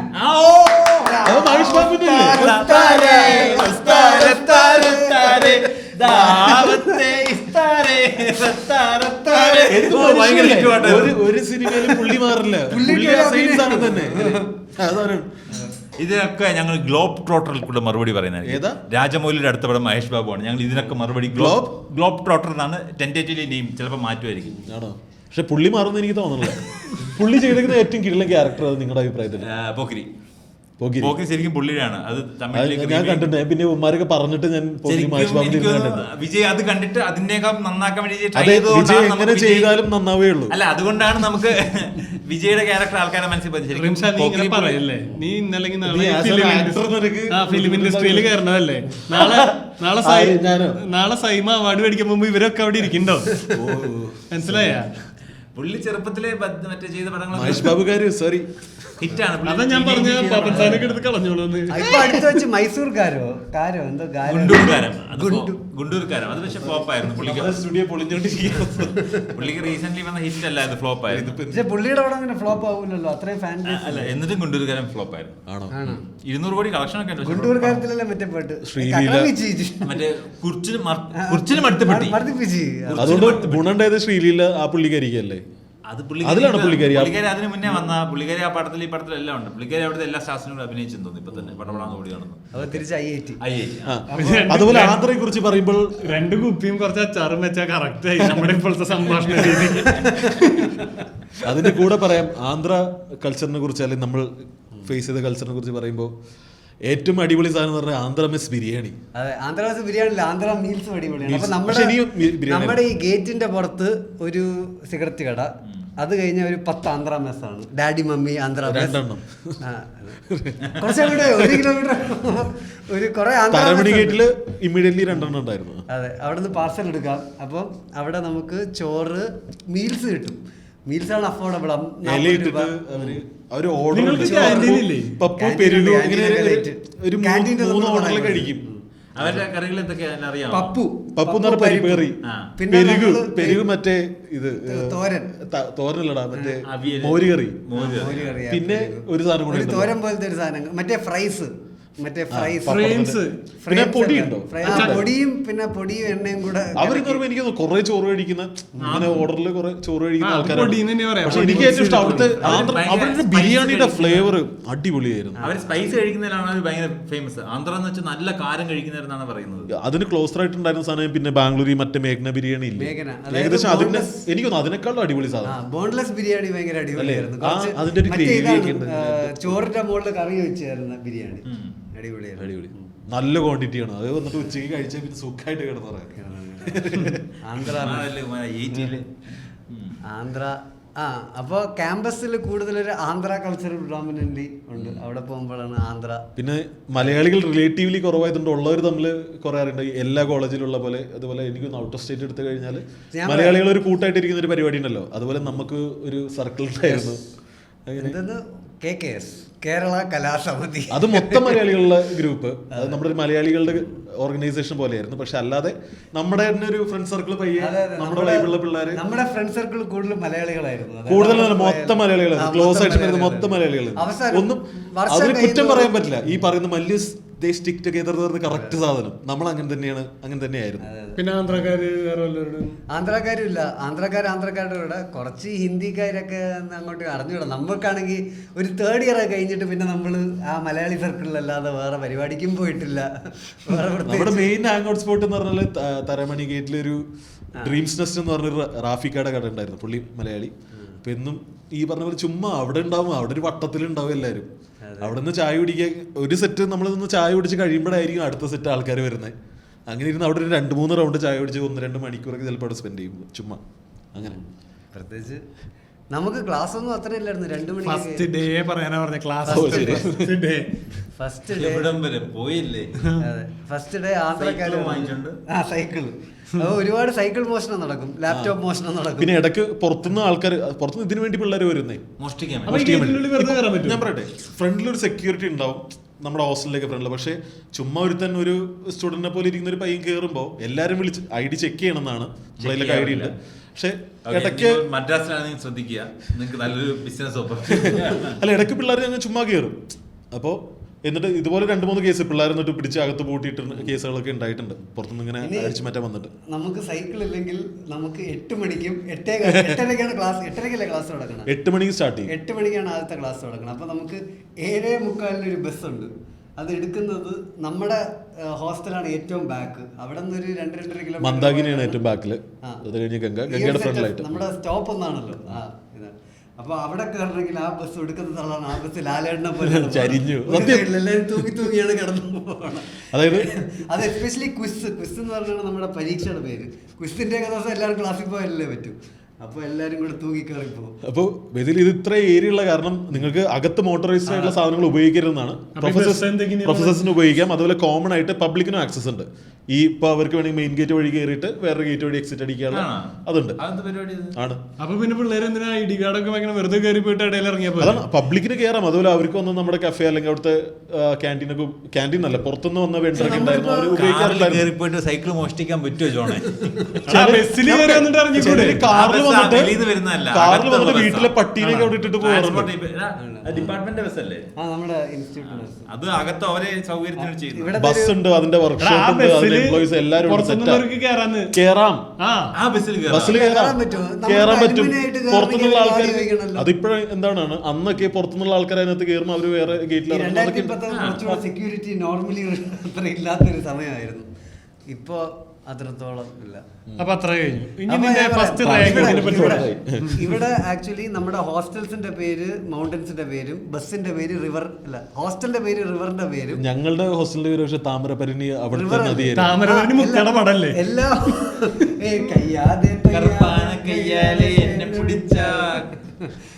ഹോസ്റ്റൽസിന്റെ പേര് മ്യൂസിക്കൽ ഡ്രാമ ആണല്ലോ.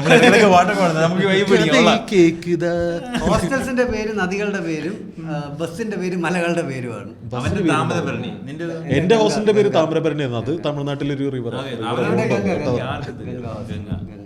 നമ്മുടെയൊക്കെ പഴയ ഹോസ്റ്റലാണ്. നമ്മൾ കുറച്ചുകൂടെ തറവാടികളായതുകൊണ്ട് നമുക്ക് പണ്ടേ പുതിയ ഹോസ്റ്റല് ഇവന്മാരുടെയൊക്കെ ഫ്ലാറ്റ് പോലത്തെ ഹോസ്റ്റലായിരുന്നു. അതായത് പ്രത്യേകിച്ച് വലിയ ഗുണമൊന്നുമില്ല, കോട്ടനാങ്കുളും ഇല്ല, വലിയൊരു കെട്ടിടം പോലെ. ആരെന്ത് ചെയ്തിട്ടുണ്ട് അവിടെ ഒരു ഹോസ്റ്റല് മുങ്ങിക്കൊണ്ടിരിക്കുകയായിരുന്നു. ഇപ്പൊ നമ്മുടെ ഹോസ്റ്റല് പണ്ട് 1960s നമ്മൾ ഫ്ലഷ് ഒക്കെ അടിക്കുമ്പോൾ ചിലപ്പോൾ താരോട്ടൊക്കെ വരും. കാരണം ഈ മതിലൊക്കെ അല്ലെങ്കിൽ ഫ്ലഷ് അടിക്കുമ്പോൾ താഴോട്ട് പോകാൻ വേണ്ടിയല്ലേ? അങ്ങനെയല്ല, ഫ്ലഷ് മൊത്തമായിട്ട് അങ്ങനെയാണല്ലേ. അവിടെ ഒരു ഹോസ്റ്റൽ മുങ്ങിക്കൊണ്ടിരിക്കുകയായിരുന്നു. മന്ദാകിനി ഹോസ്റ്റൽ പൊളിച്ചു അല്ലേ? മുങ്ങിയ ചെതുപ്പിലായിരുന്നു. ഇടയ്ക്ക് ചെന്നൈയിൽ 2006 തുടങ്ങി ചെന്നൈയിലെ എല്ലാ ഡിസംബറിലും വെള്ളപ്പൊക്കം. അവിടെ ഇങ്ങനെ ഭയങ്കരമായിട്ട് മഴ പെയ്യുമ്പം താഴത്തെ ഹോസ്റ്റലില് ആ ഹോസ്റ്റലിലെ താഴത്തെ ഫ്ലോറിലൊക്കെ വെള്ളം കയറുമായിരുന്നു ഭയങ്കരമായിട്ട്. അപ്പൊ അങ്ങനെ നിങ്ങളൊക്കെ അവിടെ വന്നിരുന്നെങ്കിൽ അടിപൊളിയായത്. കാരണം ഓപ്പൺ എയർ തിയേറ്റർ ഉണ്ടായിരുന്നു അവിടെ. നമ്മളൊരു ചെറിയ സെമസ്റ്റർ തുടങ്ങുമ്പോൾ തന്നെ ചെറിയൊരു കാർഡ് എടുക്കും. അതിനെത്ര 100-110 എത്ര ചെറിയ എമൗണ്ടേ ഉള്ളൂ. പക്ഷെ എല്ലാ ആഴ്ചയും അവിടെ വലിയ സ്ക്രീനിൽ മറ്റേ നമ്മുടെ ഫെസ്റ്റ് ഒക്കെ നടക്കുന്ന സ്ഥലം, ഒരു ആംഫി തിയേറ്റർ സെറ്റപ്പ് മലയാളം ഏതൊക്കെ പ്രൊജക്ട് ചെയ്തിട്ടുണ്ട്? സ്റ്റുഡൻസിന്റെ പരിപാടിയാണ്. സ്റ്റുഡൻസ് തന്നെ നടത്തണം. സ്റ്റുഡൻസ് മൂവി ക്ലബ്ബ് തന്നെ. അതിൽ മലയാളം ഏതൊക്കെയാ ചെയ്തിട്ടുണ്ട്? ഞാൻ മലയാള സിനിമ ഏതൊക്കെ അവിടെയാണ് മറ്റേ ഡിക്കാപ്രിയോയുടെ കിളി പോയ സിനിമ കണ്ടിട്ട് ഷട്ടർ ഐലൻഡ് ഒക്കെ കണ്ടിട്ട് കിളിയൊക്കെ പോയിട്ടുണ്ട്. അന്ന് ഇത് 2010 തൊട്ട് 2014 വരെ ഇറങ്ങിയ കുറച്ച് ഹിറ്റ് പടങ്ങൾ പറഞ്ഞു. ബ്രാഞ്ചിയേട്ടൻ, ബെസ്റ്റ് ആക്ടർ അല്ല, കുറച്ച് ഹിറ്റ് പടങ്ങളൊക്കെ അവിടെ പ്ലേ ചെയ്തിട്ടുണ്ട്.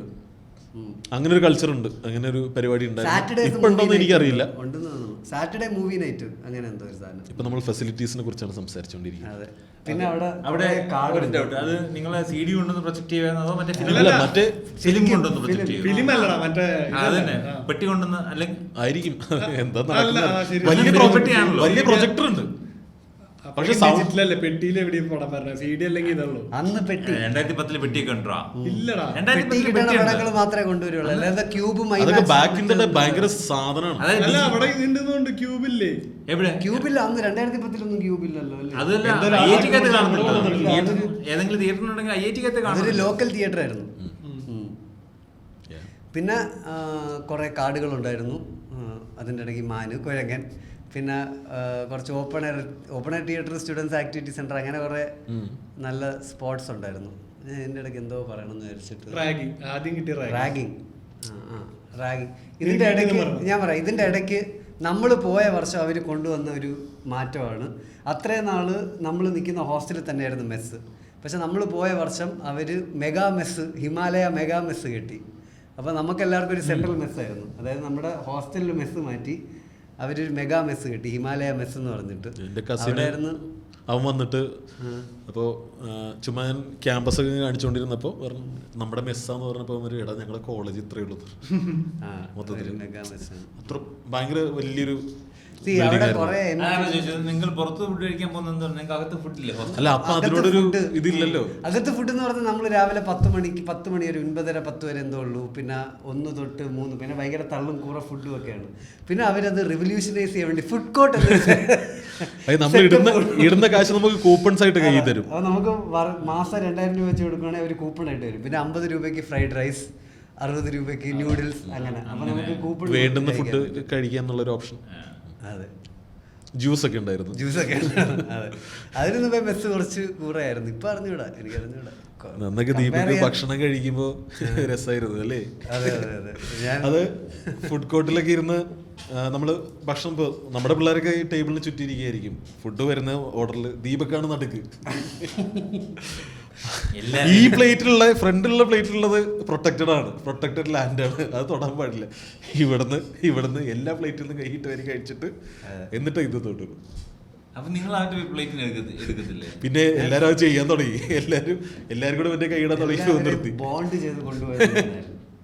രസമായിരുന്നു. ഇതില് ഫസ്റ്റ് ഇയറിൽ റാഗിങ് വന്നിട്ട് നമ്മുടെ ഹോസ്റ്റലിൽ റാഗിങ് ഉണ്ട്.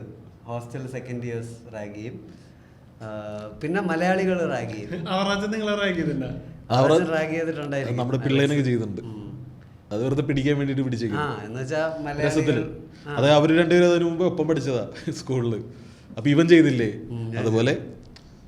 അങ്ങനെ ഇവൻ എന്ത് ചെയ്തു? ഒരു ജൂനിയറിനെ പറഞ്ഞിട്ടുണ്ടായിരുന്നു.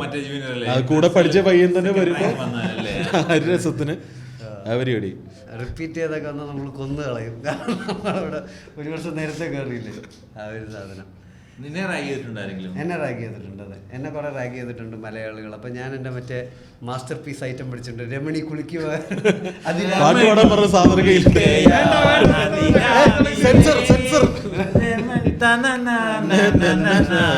ഞാൻ ആ പാട്ട് പഠിച്ചു വെച്ചിട്ടുണ്ട്. അപ്പം റാഗിങ്ങിൽ എനിക്ക് എന്റർടൈൻ ചെയ്യാൻ ആ പാട്ട് ഞാൻ പാടും.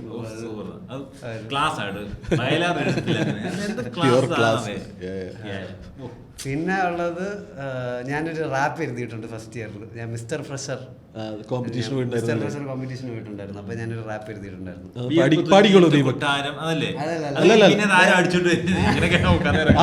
പറഞ്ഞടാ സാധനം എന്തായിരുന്നു?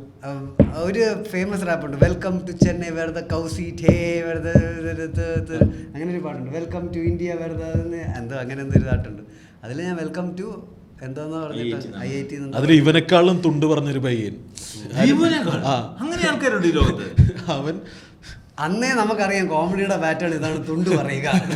ഇവനെക്കാളും തുണ്ട് പറഞ്ഞ പയ്യനാണ് മിസ്റ്റർ ഫ്രഷി അടിച്ചത്. അത് ചുമ്മാ ഒരു ഇങ്ങനെ എല്ലാരും കൂടെ വിളിച്ചിരുത്തിയിട്ട് ചുമ്മാ റാഗ് ചെയ്യുന്ന പോലെ തന്നെ ചുമ്മാ അങ്ങനെ കോമ്പറ്റീഷൻ പോലെ നടത്തി.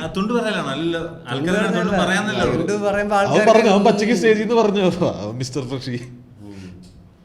ഞാനായിരുന്നെങ്കിൽ ഞാൻ ക്രാക്ക് ചെയ്തല്ലേ IIT. ഇപ്പൊ ഞാൻ ആ കാര്യത്തിൽ രക്ഷപ്പെട്ടു. നമുക്ക് റാഗിങ്ങിന് കുറച്ച് ഇമാജിനറി സിനാരിയോ തരും. എന്താണ് ആ ചെയറിനെ അല്ലെങ്കിൽ ആ സ്കെയിലിനെ അങ്ങനെ ചെയ്യും, അങ്ങനത്തെ സാധനം.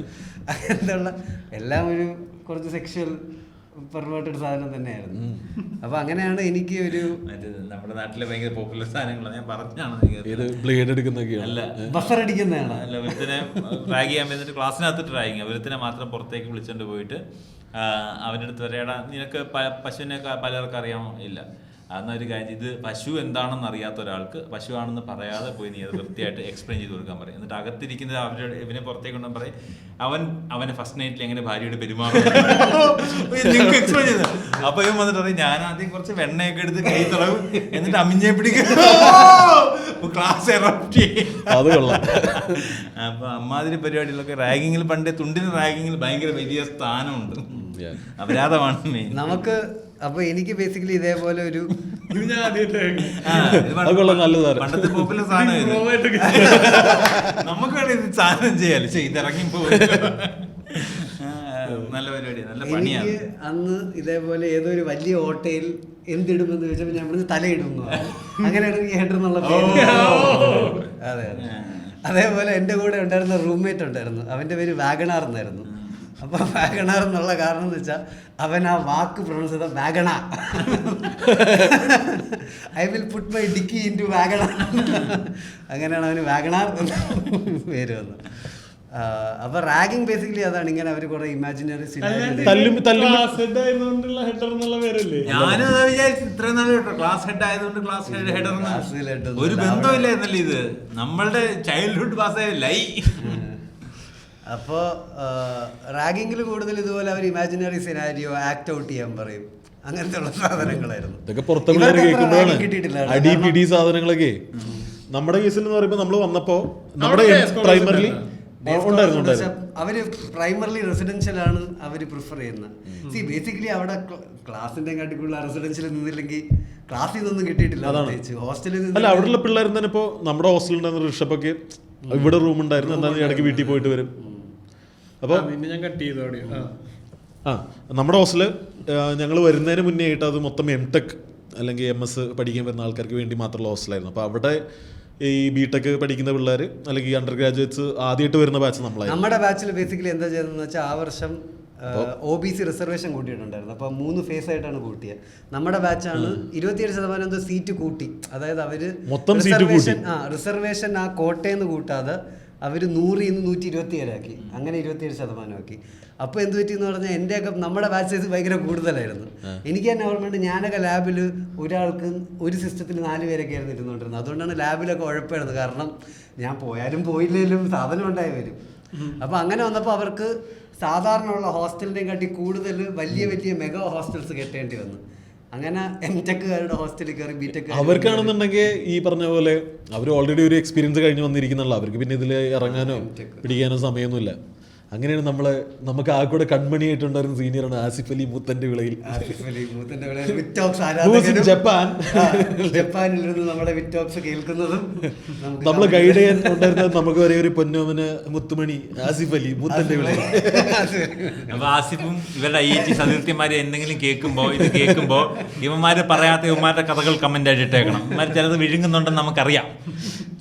അല്ല, ഫസ്റ്റ് ഇയറിൽ ഞാൻ ആദ്യം പോയപ്പം ഞാനിങ്ങനെ കൂളാവാൻ നോക്കുമല്ലോ. അപ്പോൾ ഞാൻ ആദ്യം പോയപ്പോൾ ഞാനാണെങ്കിൽ വെള്ളം പിടി, സിഗരറ്റ് വലി ഒക്കെ ഞാൻ ആദ്യം പിങ് ചെയ്തൊക്കെ നമ്മൾ ആദ്യം നമ്മൾ വെള്ളം ഓടിക്കുന്നൊക്കെ ചുമ്മാ തള്ളി അവിടെ നീ ആരെ പിങ് ചെയ്യുന്നതിന്? ഞാൻ എൻ്റെ ആദ്യം നോർത്ത് ഈ ഫ്രണ്ട്സ് ആയിരുന്നല്ലോ. ആദ്യം ഞാൻ കെമിക്കൽ എഞ്ചിനീയറിംഗിലായിരുന്നല്ലോ. അപ്പോൾ അവിടുത്തെ നോർത്ത് ഈ ഫ്രണ്ട്സ് ആയിരുന്നു. അപ്പോൾ അവരൊക്കെ ഈ ഡൽഹിയിൽ നിന്നൊക്കെ വന്നവരല്ലേ. ഈ ഡൽഹി അവിടെ കുറേ വരുന്നത് പ്രിവിലേജ്ഡ് ആൾക്കാർ വരുന്നുണ്ട്. അപ്പോൾ ഡൽഹി, മുംബൈ, മദ്രാസ് ഇതിൽ നിന്നൊക്കെ വരുന്നവർക്ക് ഓൾറെഡി കുറേയൊക്കെ എക്സ്പോഷറും അവർക്ക് മെട്രോ ലൈഫ് എന്താണെന്ന് അറിയാം. അവർക്ക് ഒരുമാതിരി 11 വന്നിട്ട് നമ്മുടെ കോളേജ് ലൈഫ് പോലെയാണ്. നമ്മുടെ 11 വന്നിട്ട് അവർക്ക് 7-8 പോലെയാണ്. അപ്പോൾ അവർ ഓൾറെഡി ഇതേപോലെ ഇപ്പം തന്നെ അവിടുത്തെ ഈ തിയേറ്റർ ഗ്രൂപ്പിലൊന്നും ഒരിക്കലും കയറാൻ പറ്റാത്തത്, അല്ലെങ്കിൽ കൊറിയോ ഗ്രൂപ്പിൽ കയറാൻ പാടെന്ന് പറഞ്ഞാൽ ഇവർ ഓൾറെഡി ഭയങ്കര വലിയ തിയേറ്റർ സെറ്റപ്പും ഡാൻസ് സെറ്റപ്പിൽ നിന്നൊക്കെയാണ് ഇവർ വരുന്നത്. അപ്പോൾ ഇവർക്കാണ് ഈ കുറേ ബ്രേക്ക് ഡാൻസ് ഒക്കെ ഭയങ്കര നല്ല രീതിയിൽ അറിയാം. അവിടെ നമ്മുടെ ഭരതനാട്യം കുച്ചിപ്പുടിയും പറ്റില്ലല്ലോ. അതാണ് കാരണം ഇവരുടെയൊക്കെ ചിലപ്പോ സ്കൂൾ ബ്രേക്കിന് ഇവരുടെ പാരന്റ്സ് ഇവരെ ക്യാമ്പിൽ വിടുന്നത്. ദീപകിനെ കിട്ടിയിട്ടുണ്ട്. പക്ഷെ എന്നാലും അവർക്ക് ഭയങ്കര ഇപ്പൊ ടേബിൾ ടെന്നീസ് നാഷണൽ പ്ലെയർ ഒക്കെ ആയിരുന്നു. TT നാഷണലിൽ കളിച്ചിട്ടുള്ള ആൾക്കാരൊക്കെ വന്നിട്ടുണ്ട്. അവര് അതേപോലെ അത്ര എളുപ്പമൊന്നുമല്ല. സ്കൂൾ ലെവൽ ഇതല്ലേ പറയുന്നത്. ഇങ്ങനെ വിചാരിച്ചാൽ സ്റ്റാൻഡപ്പിലാവാൻ വന്നത് എളുപ്പം എത്താൻ പറ്റുമെന്ന് പാട്ട് ഭയങ്കര കോമ്പറ്റീഷനാ. സ്റ്റാൻഡപ്പ് എളുപ്പമാണ്. നീ സപ്പട്ടാക്രോ എന്ന് പറഞ്ഞ കളി കേട്ടോ. സപ്പട്ടാക്രോ എന്നാ നീ പറഞ്ഞു അല്ലെങ്കിൽ ഒരു റൗണ്ട് കളിക്കുക. സപ്പട്ടാക്രോ ഇങ്ങനത്തെ കളിക്കുന്നതല്ല, ഇത് പ്ലാസ്റ്റിക്കിന്റെ മെടഞ്ഞ പോലത്തെ ഒരു ബോള്. ആ ബോൾ കൊണ്ട് കാലുകൊണ്ട് കളിക്കുന്നത് ആ സാധനം നീ കളിക്കുക. അല്ല, അതിന്റെ ഇവര് തുമ്മിയ ഹാർട്ട് അറ്റാക്ക് ആണ്. അല്ല, ഞാൻ പറയാം, ഞാൻ ചില കളികൾ നാഷണൽസ് വരെ സ്കൂൾ ലെവലിൽ എത്താനുള്ള എന്റെ എളുപ്പം എന്ന് പറയുന്നത് ഈ കളിക്ക് സ്റ്റേറ്റ് ലെവല് കളിക്കാൻ 3-4 ടീമുള്ളൂ. അതിലും ജയിക്കണ്ടേ? അതാ പറഞ്ഞ അതില് ആ കളിയുടെ നിലവാരം നീ കണ്ടു കഴിഞ്ഞാൽ നിനക്ക് മനസ്സിലാവും. വലിയ ആർഭാട കളിന്ന് നമ്മളിതിന്റെ ശരിക്ക് യൂട്യൂബ് ഒക്കെ എടുത്ത് കളി കാണുമ്പോ അവര് പറന്നടിക്കുന്നു, കമന്നടിക്കുന്നു. പക്ഷെ നമ്മുടെ ഒരു സ്റ്റേറ്റ് ലെവൽ കളി തന്നെ കാണുമ്പോ അതായത് കേരളത്തിന് അങ്ങനെ ടീമുണ്ടോ? കേരളത്തിന് ഇവിടെ തൃശ്ശൂർ ജില്ലയിൽ ടീമുണ്ട്. നീ പോയിണ്ടോ? അല്ല, ഞാനവിടെ കളിക്കുന്നത്. അല്ല, ചില സ്കൂൾ അല്ല, ഇനി അതിന്റെ പിന്നീത്തെ ശാസ്ത്രം പറയട്ടെ. ചില സ്കൂളുകൾ എന്ത് ചെയ്യുന്നു വെച്ച് കഴിഞ്ഞാൽ അവർക്ക് റിസൾട്ടിന് ഭയങ്കര പ്രാധാന്യമുള്ളവരാണ്. പഠിക്കാൻ മോശമുള്ള പിള്ളേരുണ്ടെങ്കിൽ ഉണ്ടല്ലോ, ഇതുപോലെ സ്റ്റേറ്റ് ലെവലിലേക്ക് പെട്ടെന്ന് എത്താവുന്ന സ്പോർട്സിലേക്ക് ഇടും. അവരെ ട്രെയിൻ ചെയ്യും. ഇവൻ ഡിസ്ട്രിക്റ്റ് അല്ല സ്റ്റേറ്റ് കളിക്കണം, ഇവന് മാർക്ക് കിട്ടും. അങ്ങനെ കേറിപ്പോണ കുറച്ച് പരിപാടികളുണ്ട്. ടേബിൾ ടെന്നീസ് അങ്ങനെയൊന്നും അല്ല.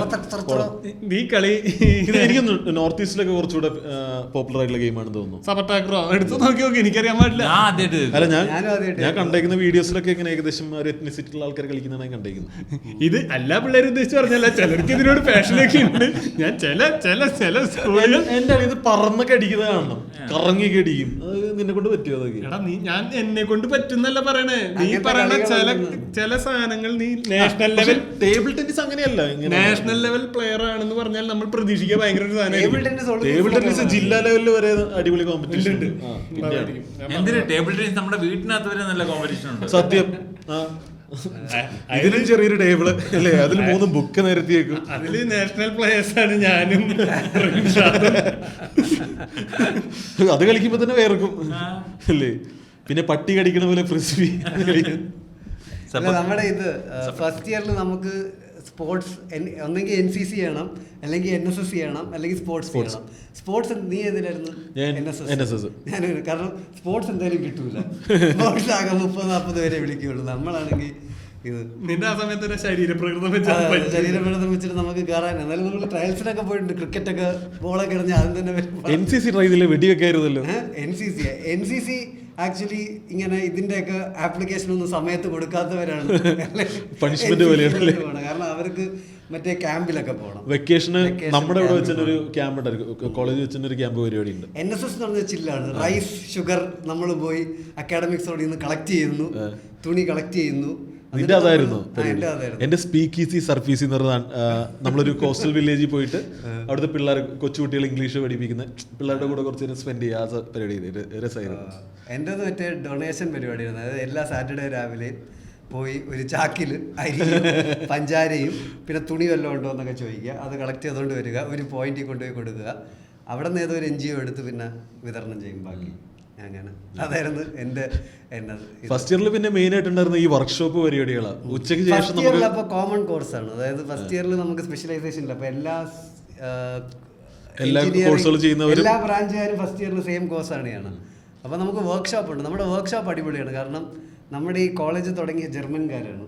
അപ്പോൾ അന്ന് തൊട്ടേ ഉള്ള കുറേ മെഷീൻ ലേത്ത് സാധനമൊക്കെ ഉണ്ട്. ഒന്നിലും കുറെ ഹിസ്റ്ററി ഇരിക്കുന്ന സാധനങ്ങളാണ്. അങ്ങനെ അതെ, എനിക്കിതുവരെ മനസ്സിലായിട്ടില്ല. അതായത് എന്തുകൊണ്ടാണ് ഈ മെക്കാനിക്കൽ സാധാരണ കുറെ ടൂൾസ് ഇട്ട് വർക്ക് ചെയ്യണം എന്ന് പറയണത്. ആക്ച്വലി ഫസ്റ്റ് ഇയറിൽ ഈ ടൂൾസ് ഇട്ട് ലേത്ത് സാധനമൊക്കെ ഉള്ളത് എല്ലാ ബ്രാഞ്ചിനും ഉണ്ടല്ലോ. മെക്കാനിക്കൽ പെണ്ണുങ്ങൾ എടുക്കാറില്ല, കാരണം കുറച്ചുകൂടെ സ്ട്രെങ്ത് അല്ല. മെക്കാനിക്കല് കിട്ടാൻ സാധ്യതയുള്ള ജോലി എന്ന് പറയുന്നത് ഫീൽഡായിരിക്കും കൂടുതൽ. ഒരു ഓഫീസ് റൂമിൽ ഇരുന്നിട്ടുള്ള സംഭവം കാര്യങ്ങളോ അല്ല. അതുകൊണ്ട് പെണ്ണുങ്ങൾ പ്രിഫർ ചെയ്യണില്ല എന്നുള്ള ഒരു സാധനമാണല്ലോ. പെൺകുട്ടികൾ ഒരു ആഫ്റ്റർ അവേഴ്സ് നിർത്താൻ പേടിയല്ലേ പണ്ടൊക്കെ ആൾക്കാർക്ക്? അല്ല, അവർക്ക് തന്നെ പേടിയാണ്. വർക്ക്ഷോപ്പിൽ നമുക്ക് ലേത്ത് ഉണ്ടായിരുന്നു, ഒക്കെ രസമായിരുന്നു. ലേത്ത് ഉണ്ടായിരുന്നു, അതിലൊക്കെ എന്തെങ്കിലുമൊക്കെ ഉണ്ടാക്കിയ ലെയ്ത്ത് അതുപോലെ ഫാബ്രിക്കേഷന്റെ പരിപാടി ഉണ്ടായിരുന്നു. ഫാബ്രിക്കേഷൻ ആ ഉണ്ടായിരുന്നു. വർക്ക്ഷോപ്പിൽ കുറെ സെക്ഷൻസ് ഉണ്ടായി, എല്ലാത്തിലും നമ്മൾ കയറ്റി ഇറക്കും. അത് രസമാണ്. വെൽഡിംഗ് ഉണ്ടായിരുന്നില്ലേ? ആ വെൽഡിംഗ് ഉണ്ടായിരുന്നു, വെൽഡിംഗ് ഉണ്ടായിരുന്നു, ഫൈലിംഗ് ഉണ്ടായിരുന്നു. ഞങ്ങൾക്ക് വെൽഡിംഗ് ഇല്ലായിരുന്നു. എടാ ഫസ്റ്റ് ഇയറിൽ എല്ലാവർക്കും ഇല്ലേ? ഇല്ല, ഫിറ്റിംഗ് വെൽഡിംഗ് ഒന്നാണ്. വർക്ക്ഷോപ്പിന് മറ്റേ സേഫ്റ്റി ഷൂസ് അതൊക്കെ ഇട്ടിട്ട് പോകണം. ഞങ്ങൾക്ക് റോഡ് വെച്ചുള്ള പരിപാടി ഇല്ലായിരുന്നു, ഫിറ്റിംഗ് ആയിരുന്നു അതിന് പകരം. Fitting, foundry, carpentry, smithy. ഞങ്ങൾക്ക് വെൽഡിംഗ് ഉണ്ടായിരുന്നു. ഞങ്ങളുടെ അവിടുത്തെ വർക്ക്ഷോപ്പിൽ ആദ്യം അവര് പഠിപ്പിക്കുന്ന, അല്ലെങ്കിൽ പുള്ളി അഭിമാനത്തോടെ, അല്ലെങ്കിൽ നമ്മൾ ആദ്യം പഠിപ്പിക്കുന്നത് this is yes, this is nah. We Indians we do this, don't do this. This is yes, this is nah. അത് കാരണം ഒരു സേഫ്റ്റിയുടെ സാധനം കൂടെ ആയിരിക്കും. ഐ മീൻ അവിടെ എന്തെങ്കിലും ഒരു സാധനം ചോദിക്കുമ്പോൾ കമ്മ്യൂണിക്കേഷനിൽ അത്ര ഗ്യാപ്പ് വരാൻ പാടില്ലല്ലോ. അല്ല നമുക്ക് വെൽഡിംഗ് ഉണ്ടായിരുന്നു. എനിക്കറിയത്തില്ല. വെൽഡിംഗ് ഉണ്ടായിരുന്നു. വെൽഡിംഗ് ഉണ്ടായിരിക്കും. വെൽഡിംഗ് അത്ര കേരള യൂണിവേഴ്സിറ്റിക്ക് ഇല്ലായിരുന്നു. ഞാനിനി ഞങ്ങളുടെ അവിടുത്തെ വർക്ക്ഷോപ്പിൽ ചെയ്താണോന്ന് അറിയില്ല, എനിക്ക് വെൽഡിംഗ് ചെയ്തോ. പിന്നെ അതുപോലെ മറ്റേ മരത്തിന്റെ തടി കൊണ്ട് നമ്മൾ പെൻ സ്റ്റാൻഡ് ഒക്കെ ഉണ്ടാക്കിയിട്ടുണ്ട്. നമുക്ക് ഈ മറ്റേ ലെയ്ത്തിൽ വെച്ച് എന്താ ചെയ്തത്? ലെയ്ത്തിൽ എന്താ ചെയ്തത്? ഫിറ്റിംഗ് ആയിരുന്നു. ലേത്ത് എന്തിനായിരുന്നു? ഇത് നട്ടും ബോൾട്ടും സ്ക്രൂ ഒക്കെ ഇതിങ്ങനെ മെഷീൻ ഒരു ഒഴിച്ചു കൊടുക്കണം. രസമായിരുന്നു പരിപാടി. ഞാൻ എൻ്റെ കെമിക്കലില് എൻ്റെ നമ്മുടെ ഒരു റോൾ നമ്പർ ഗ്രൂപ്പ് ആണല്ലോ, അതിൽ 2 നല്ല സ്ട്രോങ് ആയിട്ടുള്ള ആന്ധ്ര പെണ്ണുങ്ങളുണ്ടായിരുന്നു. ചലമല പേര് പറയണ്ട, പേരുണ്ട്. 2 ഭയങ്കര അവരായിരുന്നു എല്ലാം ചെയ്തോണ്ടിരുന്നത്. ലേത്തും സാധനമൊക്കെ അവർക്ക് നല്ല സ്ട്രെങ്ത് ഉള്ളതുകൊണ്ട് നമ്മളൊക്കെ അവിടെ വെറുതെ ഇരിക്കുമായിരുന്നു. എനിക്കല്ലേ ഈ ടൂൾസ് ഒക്കെ ഇട്ട് ഭയങ്കര പേടിയാണല്ലോ, ഈ തീയൊക്കെ വരുമ്പോൾ എനിക്ക് പേടിയാണ്. അവര് ഭയങ്കര ലേത്തൊക്കെ ഇട്ട് ഇങ്ങനെ ചെയ്യും. നമ്മളവിടെ പെൺപിള്ളേർക്കൊക്കെ ആൺപിള്ളേരെ ചെയ്ത് അപ്പോഴത്തേക്കും മറ്റേ മസിൽമാനൊക്കെ ഇതാ പിന്നെ അവക്ക് വേണ്ടിയുള്ള വർക്ക് ചെയ്യുന്നത്. എനിക്ക് നമ്മുടെ ഡിപ്പാർട്ട്മെന്റിൽ അതുപോലെ 3-4 പെൺപിള്ളേരെ ഉണ്ടായിരുന്നുള്ളൂ. പക്ഷെ ഒന്ന് റോൾ നമ്പർ അല്ലെങ്കിൽ ഗ്രൂപ്പിൽ അങ്ങോട്ടോ ഇങ്ങോട്ടോ മാറി അവര് പുറത്താവും. അങ്ങനെയൊക്കെ കുട്ടി റബ്ബറുണ്ടോ, പെൻസിലുണ്ടോ, പെണ്ണുങ്ങളുടെ ക്ഷാമം ഉണ്ടായിരുന്നു. അതായത് ഭയങ്കര ക്ഷാമം. പിന്നെ ഡെഫിനറ്റ്ലി പെൺകുട്ടികൾ പഠിക്കാൻ മോശമാണെന്ന് അല്ല, ഒരിക്കലും അല്ല. അവിടെ പിന്നെ ഹ്യൂമാനിറ്റീസിന്റെ ഒരു ഡിപ്പാർട്ട്മെന്റ് ഉണ്ട്. അവിടെ ആക്ച്വലി ആ റേഷ്യോ തിരിച്ചാണ്. അവിടെ പെണ്ണുങ്ങളാണ് കൂടുതൽ. ആ പെണ്ണുങ്ങളിൽ ഒരു നല്ല ശതമാനം മലയാളികളാണ്. അവിടെ മൊത്തം എനിക്ക് നോർത്ത് ഇന്ത്യ പെൺകുട്ടികൾ ഹ്യൂമാനിറ്റീസുമായി ബന്ധപ്പെട്ട ആൾക്കാരാണ്, മനുഷ്യത്വമുള്ളവരാണ്. അത്യാവശ്യം നല്ല നമ്പർ ഓഫ് ഞാനൊരു വശം തിരിച്ചു പോവാണ്, ഹ്യൂമാനിറ്റീസ് തന്നെ എടുക്കും. എഞ്ചിനീയറിംഗ് എടുത്തിട്ട് എന്തെടുത്താലും അവിടെ ആക്ച്വലി എന്തെടുത്താലും പ്ലേസ്മെന്റ് ഒന്നും വരെ തന്നെയാണ്. ഈ മെക്ക് എടുത്താലും ഗെം എടുത്താലും അവസാനം ഒന്നെങ്കിൽ സോഫ്റ്റ്വെയറിൽ പോകും അല്ലെങ്കിൽ കൺസൾട്ടിങ്ങിൽ പോകും. വലിയ വ്യത്യാസം. ഹ്യൂമാനിറ്റീസ് നമ്മുടെ കൂടെ തന്നെ കൺസൾട്ടിങ് പരിപാടിയിലൊക്കെ പിന്നെ വരുന്ന പാക്കേജ്. അതല്ലാന്നുണ്ടെങ്കിൽ ഇപ്പോൾ ഒരു ഹയർ സ്റ്റഡീസിന് പോകുമ്പോൾ അതിനൊരു വെയിറ്റ് ഉണ്ട്. അതിന്റെ അപ്ലിക്കേഷൻ ഇടുമ്പോൾ അത് സത്യം പറഞ്ഞ ഞാൻ അവിടെ എത്തിയിട്ടാണ് ഇങ്ങനെ അതിനെ കുറിച്ച് അവയർനെസ് ഉള്ള കുറച്ച് ആൾക്കാരുണ്ട്. അവര് മൊത്തം കേരളത്തിലാണ്, അവര് ക്രാക്ക് ചെയ്ത് വരുന്നുണ്ട്. ഇതിന്റെ കോച്ചിങ് ഒക്കെ എവിടെ കൊടുക്കുന്നൊക്കെ ഉണ്ട്. അതുപോലെ എനിക്ക് അറിയില്ലായിരുന്നു മറ്റേ NID അല്ലല്ലോ, മറ്റേ ഡിസൈൻ കോഴ്സിന് വേണ്ടിയിട്ട് സെപ്പറേറ്റ് പരീക്ഷ ഉണ്ടെന്നൊക്കെ. അത് ഓറിയന്റേഷന്റെ ദിവസമാണ് ആ പരീക്ഷ സെപ്പറേറ്റ് നടക്കുന്നത്. അങ്ങനെ പരിപാടിക്ക് ഞാൻ അറിയുന്നില്ല. ഒട്ടും അവയർനെസ് ഉണ്ടായിരുന്നു കേട്ടോ എനിക്ക് ഈ പരിപാടി ഇതിനകത്തോട്ട്. വേറെ ചില സ്റ്റുഡൻസ് ഉണ്ട്, അവര് വരുമ്പോ തന്നെ എനിക്ക് ഹാർവർഡിൽ ഈ കോഴ്സ് എടുക്കണം, അതിന് ഇവിടെ ഏത് കോഴ്സ് എടുക്കണം, ഇതൊക്കെ തീരുമാനിച്ചു വരുന്ന പിള്ളേരുണ്ട്. അവരോട് നമ്മൾ കമ്പ്ലീറ്റ് ചെയ്തിരിക്കുന്നത്. അതെ, അവിടുത്തെ നല്ല പിള്ളേരും ക്രീമി ലെയറും ഉണ്ട്, പാവപ്പെട്ടവരും ഉണ്ട്. പിന്നെ ഒന്നുമില്ല, എക്കണോമിക് കേരള എൻട്രൻസ് എന്താ, മറ്റേ എൻട്രൻസ് എന്താന്ന് ഒരു കോളേജ് എടുത്തു കഴിഞ്ഞാൽ അതിനകത്ത് എക്കണോമിക്കലി പല വിഭാഗങ്ങളിലുള്ള ആൾക്കാരുണ്ടാവും. ഇതാ പഠിക്കുന്ന കേസാണെന്നുണ്ടെങ്കിലും നിങ്ങൾ വരുന്ന ബാക്ക്ഗ്രൗണ്ട് അനുസരിച്ച്, അല്ലെങ്കിൽ നിങ്ങൾ എക്സ്പീരിയൻസ് ചെയ്തേക്കുന്ന കൾച്ചേഴ്സ് അനുസരിച്ച്, ഇപ്പൊ മെട്രോ ഒരു സർക്കിളിൽ നിന്ന് വരുന്ന പയ്യനെ പോലെ ആയിരിക്കില്ല നിങ്ങൾ അവിടെ. അപ്പൊ അങ്ങനെ വ്യത്യാസങ്ങളുണ്ട് ആൾക്കാർ തമ്മിൽ. അപ്പൊ അതിൽ കൂടുതൽ പുതിയ ആൾക്കാരെ പരിചയപ്പെടാൻ ഒരു അവസരം കിട്ടി. ഞാനാണ് ഭയങ്കര വെറൈറ്റി ആൾക്കാരെ പരിചയപ്പെട്ടിട്ടുണ്ട്. വാശിക്ക് വെച്ച് ഇംഗ്ലീഷൊക്കെ പഠിച്ചത് മറ്റേ ഫ്രണ്ട്സ് സീരീസ് ഒക്കെ സബ് ടൈറ്റിലൊക്കെ വായിച്ച് ഇംഗ്ലീഷൊക്കെ പഠിക്കും. എന്റെ കൂടെ ഒരു രാജസ്ഥാനിൽ നിന്ന് അശോക് റേഗർ എന്ന് പറഞ്ഞൊരു പുള്ളിക്കാരനുണ്ടായിരുന്നു. പുള്ളിക്കാരൻ ആക്ച്വലി ഹിന്ദിയിലാണ് JEE കൊടുത്തത്, ഹിന്ദിയിലാണ് എൻട്രൻസ് കൊടുത്തത്. പുള്ളി ക്ലിയർ ചെയ്തിട്ടുള്ളത് പുള്ളിക്ക് അറിഞ്ഞുകൂടായിരുന്നു. അങ്ങനെ പുള്ളി പിന്നെ എന്താ, കാരണം പുള്ളിയുടെ ആ രാജസ്ഥാനിലെ ആ ഗ്രാമത്തിൽ ഇന്റർനെറ്റ് ഒന്നുമില്ല. അങ്ങനെ പുള്ളി എങ്ങനെയോ കണ്ട് ന്യൂസ് പേപ്പറിൽ വന്നപ്പോഴായിരിക്കും അവൻ അറിയണം. പുള്ളിക്ക് ആദ്യം വന്നപ്പോൾ ഇവിടെ ഇംഗ്ലീഷേ അറിഞ്ഞൂടാ. എന്നിട്ട് അതുപോലെ ഒരു ബ്രിഡ്ജ് കോഴ്സ് ഉണ്ട്. ആ ഫസ്റ്റ് ഇയർ നമ്മളൊരു ചെറിയ ഇംഗ്ലീഷിന്റെ ടെസ്റ്റ് അവർ നടത്തും. എന്നിട്ട് അതിൽ നമ്മൾ പുറകോട്ടാണെന്നുണ്ടെങ്കിൽ നമ്മളെ പിന്നെ ഇരുത്തി പഠിപ്പിക്കും. എന്നിട്ട് അത് പാസ്സാവണം. അങ്ങനെ അവിടെ പിന്നെ ഫസ്റ്റ് ഇയറിൽ എനിക്ക് തോന്നുന്നു ഏറ്റവും ഫണ്ണായിട്ട് എല്ലാ കോളേജുകളും ഇതുപോലെ നമുക്ക് അവിടെ എഞ്ചിനീയറിംഗ് ഡിസൈൻ എന്ന് പറഞ്ഞൊരു കോഴ്സ് ഉണ്ടായിരുന്നു. അതിൽ പ്രോജക്റ്റ് ചെയ്യണമായിരുന്നു. അതായത് നമ്മൾ ടൂത്ത് പിക്ക് ഇട്ട് പാലം അങ്ങനെയുള്ള പരിപാടി, അങ്ങനെ എന്തൊക്കെ സാധനം. അപ്പോൾ അത് അതിൽ കോമ്പറ്റീഷൻ ഉണ്ട്. അതായത് ഇത് കോമ്പറ്റീഷൻ. അപ്പോൾ നമ്മൾ ടൂത്ത് പിക്ക് ഇട്ട് പാലം ഉണ്ടാക്കിയിട്ട് ഏറ്റവും കൂടുതൽ വെയിറ്റ് പാലം ജയിക്കും. അതുപോലെ 2-3 ഓപ്ഷൻ ഉണ്ടായിരുന്നു. ബൂമറാങ് ഉണ്ടാക്കാം, 2-3 ഓപ്ഷൻസ്. പിന്നെ പാല് കൊരങ്ങന്മാര് വന്ന് പാലെടുക്കും. അപ്പൊ അതെടുക്കാതിരിക്കാൻ പാല് സാധനം അങ്ങനെ എന്തൊക്കെയോ അവര് പ്രോബ്ലം സ്റ്റേറ്റ്മെന്റ് തരും. എന്നിട്ട് നമ്മളിരുന്ന് ഉണ്ടാക്കണം. അത് നല്ല രസമാണ്. അതിൽ ബയോടെക്കിന്റെ എന്തൊക്കെ കോഴ്സ് ഒക്കെ ഉണ്ടല്ലോ, അതൊക്കെ ബേസിക് അവര് ഫസ്റ്റ് ഇയറിൽ basic physics, chemistry, biology, maths. Maths ആണ് കിടന്ന് ചക്രശ്വാസം വലിക്കുന്ന സാധനം. ബേസിക്കലി നമുക്ക് അങ്ങനെ മനസ്സിലാവുകയൊന്നുമില്ല അവിടെ എന്താണ് പറയണെന്നുള്ള ഒരു സാധനം. അതൊന്നും പ്രൊഫസർമാർക്കും നിങ്ങൾ അങ്ങോട്ട് ഇരുത്തി അങ്ങോട്ട് പഠിപ്പിച്ച് നന്നാക്കാന്ന് പറഞ്ഞാൽ അതിനുള്ള സമയമോ അല്ലെങ്കിൽ ഈ പറഞ്ഞ നമ്പറും കൂടുതലാണ് പിള്ളേരുടെ. അല്ലെങ്കിൽ അവർക്ക് അതിലോട്ട് എഫേർട്ട് ഇടുന്നതിന് പകരം അവർ കൂടുതൽ റിസർച്ച് പേപ്പർ ചെയ്യാൻ അല്ലെങ്കിൽ സ്വന്തമായിട്ട് കൺസൾട്ടൻസി ചെയ്യുന്ന പ്രൊഫസർമാരുണ്ട്. അതായത് കള്ളപ്പേരിൽ അല്ലെങ്കിൽ ഭാര്യയുടെ പേരിൽ പുറത്ത് കൺസൾട്ടൻസി ചെയ്യുന്ന ആൾക്കാർ, അങ്ങനെ ഭയങ്കര കാശ് ഉണ്ടാക്കുന്ന ആൾക്കാർ. നേവൽ എന്റെ ഡിപ്പാർട്ട്മെന്റ് ഭയങ്കര കാശ്. എങ്ങനെ കാശ് ഉണ്ടാക്കുന്നത്? പുറത്ത് കൺസൾട്ടൻസി തെറ്റി അവര് ദിവസം 1 ലക്ഷം രൂപയൊക്കെ ഫീസ് മേടിക്കുന്ന. അത്രയ്ക്ക് എനിക്കറിയില്ല, പക്ഷെ അങ്ങനെ ആൾക്കാരുണ്ട്. നമ്മുടെ ഡിപ്പാർട്ട്മെന്റിൽ മാത്രമല്ല എല്ലാ ഡിപ്പാർട്ട്മെന്റിലും അതുപോലെ. ഈ നമ്മുടെ വിറ്റോക്സ് ഉണ്ട് കുറെ പേരെങ്കിലും IIT എന്നൊരു സ്വപ്നം കാണട്ടെ എന്ന് എനിക്ക് ഭയങ്കര സത്യം പറഞ്ഞ എക്സ്പോഷർ എന്ന് പറഞ്ഞു കഴിഞ്ഞാൽ ഈ എഞ്ചിനീയറിംഗിന് ഏറ്റവും ബെസ്റ്റ്. നിങ്ങൾക്ക് ഒരു ഡ്രൈവ് ഉണ്ടെന്നുണ്ടെങ്കിൽ, അതായത് ഇത് ചെയ്യണമെങ്കിൽ ലൈഫിൽ ഇങ്ങനെ എത്തണം, ഇത് ചെയ്യണം എന്നുള്ള ആഗ്രഹമുള്ള പിള്ളേർക്ക് പറ്റിയ സ്ഥലം തന്നെയാണ്. ഞാൻ പറയാം, അന്ന് സമയത്ത് actually cultural fest, technical fest, നമ്മുടെ കൾച്ചറൽ ഫെസ്റ്റ് ഒക്കെ അന്നേ 50 ലക്ഷം ബഡ്ജറ്റിലൊക്കെ ഓടുന്ന കൾച്ചറൽ ഫെസ്റ്റും ടെക്നിക്കൽ ഫെസ്റ്റുമാണ് വരുന്നത്. ഭയങ്കര ആർട്ടിസ്റ്റാണ്. അതൊക്കെ ഓർഗനൈസ് ചെയ്യുന്നതൊക്കെ അന്ന് ആക്ച്വലി കുറച്ച് കോളേജിലെ കൾച്ചറൽ ഫെസ്റ്റ് ഉള്ളൂ. പക്ഷെ ഇന്നിപ്പോൾ ഓൾമോസ്റ്റ് എല്ലാവരും ഇവന്റ്സ് നടത്തുന്നുണ്ട്. പണ്ട് അല്ലെങ്കിൽ ഇന്റർനെറ്റ് ഉള്ളതുകൊണ്ട് ഇപ്പം പണ്ട് ഇതിന്റെ പേര് വേറെ ആയിരുന്നു. വാരണാരത്തിൽ ഫീച്ചർ ചെയ്തിട്ടുണ്ട്. മാതികരായിരുന്നു ബാക്ക്ഗ്രൗണ്ട്, മാതികരാണ്. അത് കൾച്ചറൽ തിങ്. അപ്പോൾ ഈ IIT-ലെ പ്രൊഫസേഴ്സ് ആക്ച്വലി അവർക്ക് റിസർച്ചിലൊക്കെയാണ് താല്പര്യം. അവർ പഠിപ്പിക്കുന്നത് അവർക്കൊരു മിനിമം നമ്പർ ഓഫ് ക്രെഡിറ്റ്സ് എന്ന് തീർക്കാൻ വേണ്ടിയിട്ടാണ്. അങ്ങനെ പഠിപ്പിച്ച് നമ്മളെ നന്നാക്കണം അങ്ങനെയൊന്നും അത് ടീച്ചിങ് അസിസ്റ്റന്റ് ആയിട്ട് അങ്ങനെ അവിടെ മേജർലി MTech, PhD, റിസർച്ച് അങ്ങനത്തെ ലൈനിലാണ് അവർക്കൊരു ഈ പ്രൊഫസേഴ്സിനൊക്കെ താല്പര്യം. പഠിപ്പിക്കുന്ന എനിക്ക് അങ്ങനെ ഒരു എന്റെ ഫ്രണ്ടിന്റെ വൈഫ് അവിടെ നിങ്ങളുടെ അവിടെയാണ് PhD ചെയ്തിട്ടുള്ളത്. ശ്രീജന്റെ വൈഫ്, ശ്രീജിത്തിന്റെ നമ്മൾ പറയാറില്ല എന്റെ ഫ്രണ്ട് IIT റിസർച്ച് ചെയ്തിട്ടുണ്ട്. അപ്പൊ ഞാൻ പറയാം, ഞാൻ അവിടെ ഒരു അർജുൻനാഥ്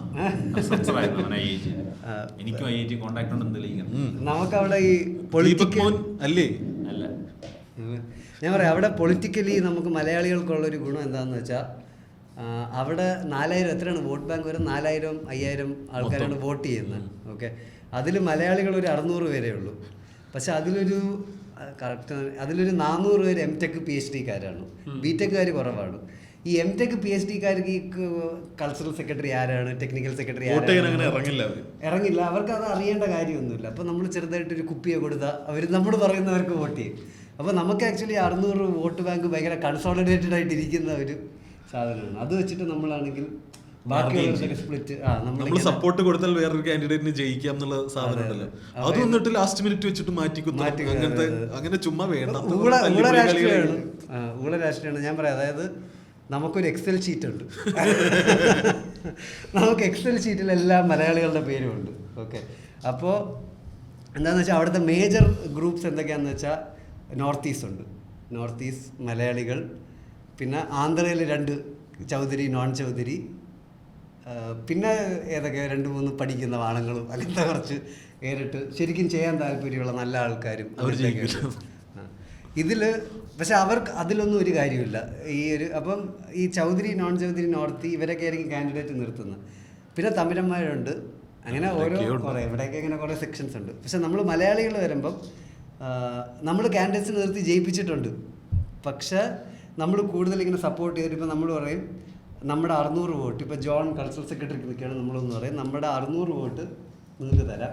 പക്ഷെ നിങ്ങൾ ഈ 3 കോർ പൊസിഷനും നമ്മുടെ ഈ പിള്ളേരെയൊക്കെ കോർഡാക്കണം, അങ്ങനെ ഇത്രയും നമ്മുടെ പൊസിഷൻസ് തരുവാണെങ്കിൽ നമ്മൾ നിങ്ങൾക്ക് വോട്ട് തരാം എന്ന് പറഞ്ഞിട്ട് നമ്മൾ ഡീലുണ്ടാക്കും.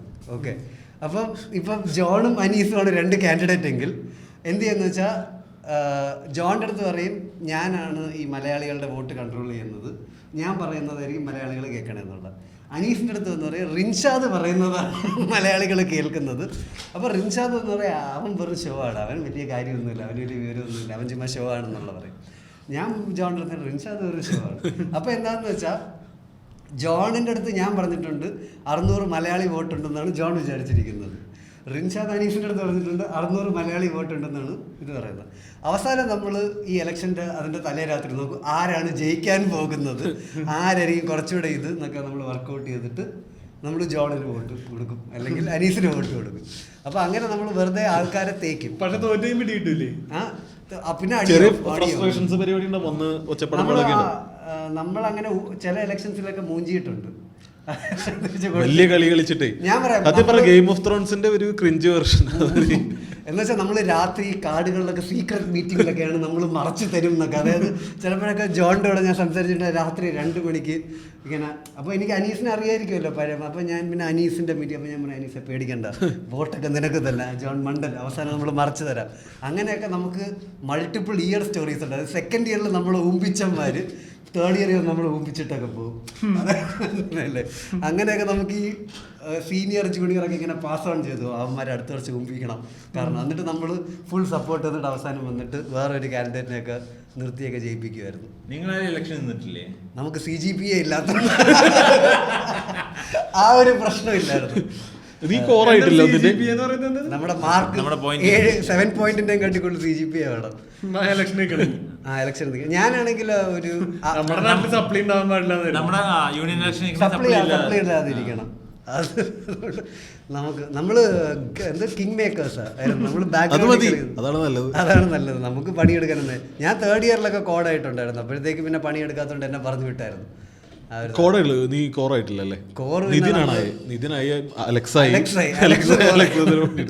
അപ്പൊ ഇത് പൊളിറ്റിക്കലി ആണ് സാധനം നീങ്ങണം. അതായത് മെറിറ്റോക്രസി ഒന്നുമല്ല, പൊളിറ്റിക്കലി. ഇതെന്താന്ന് വെച്ചാൽ നമ്മള് ഇതിൽ നടക്കുന്ന, അപ്പൊ നമുക്ക് ഇന്ത്യൻ പൊളിറ്റിക്സിന്റെ ഒരു ലാൻഡ്സ്കേപ്പ് മനസ്സിലാവും. അതായത് ഈ ഒരു എലക്ഷൻ ജയിക്കണമെങ്കിൽ അവർക്കൊരു 60,000-80,000 രൂപ കയ്യിൽ നിറക്കണം.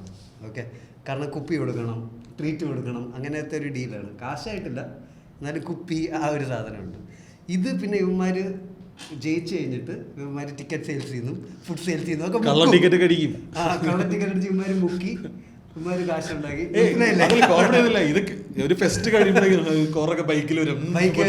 ന്യൂയോർക്കിൽ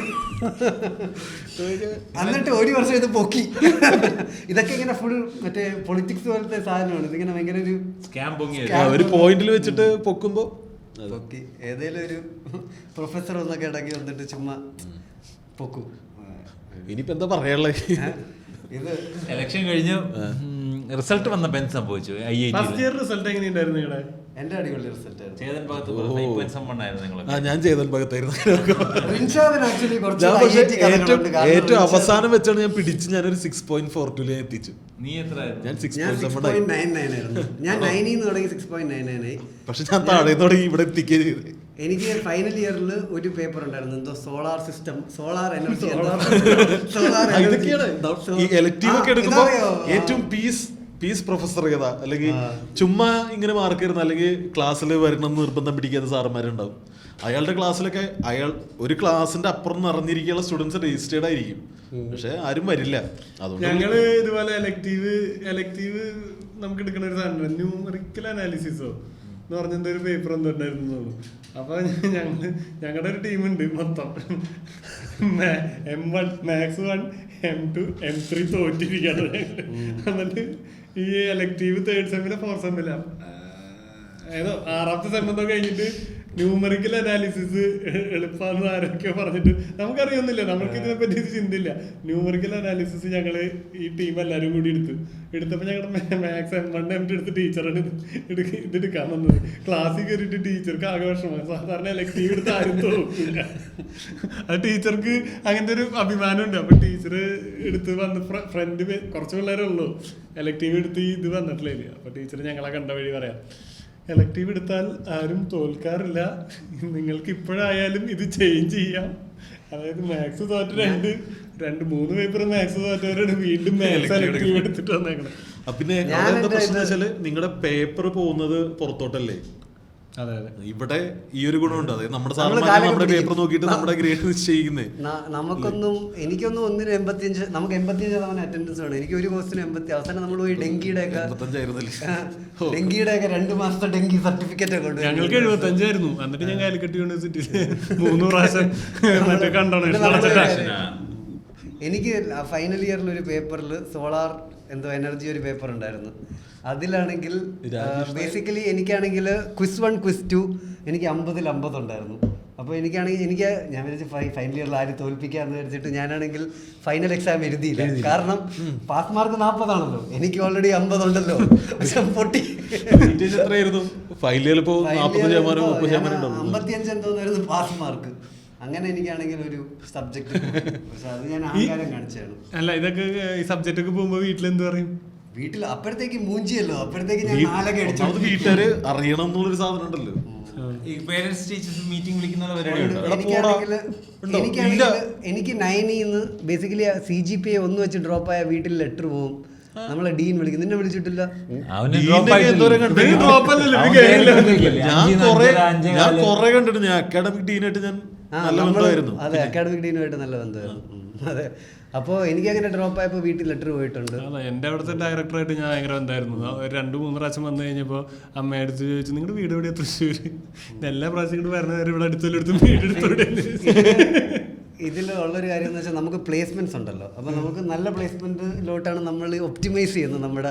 അപ്പോൾ എപ്പോഴും നമ്മളിങ്ങനെ കുറേ കഥകൾ കിട്ടും. പുള്ളിക്ക് 7 പോയിൻ്റേ ഉള്ളൂ, പക്ഷേ പുള്ളി കൾച്ചറൽ സെക്രട്ടറി ആയതുകൊണ്ട് മെക്കിൻസിയിൽ ജോലി കിട്ടിയത്. അതിൽ പുള്ളി ഓറിൻ്റെ കോഴ്സ്. അതെ അതെ, അതാണ്.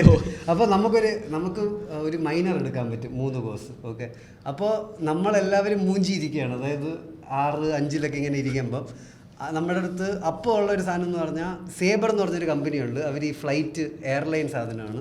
അവർ ഓപ്പറേഷൻ റിസർച്ചിൽ നല്ല ഗ്രേഡ് ഉള്ളവർ.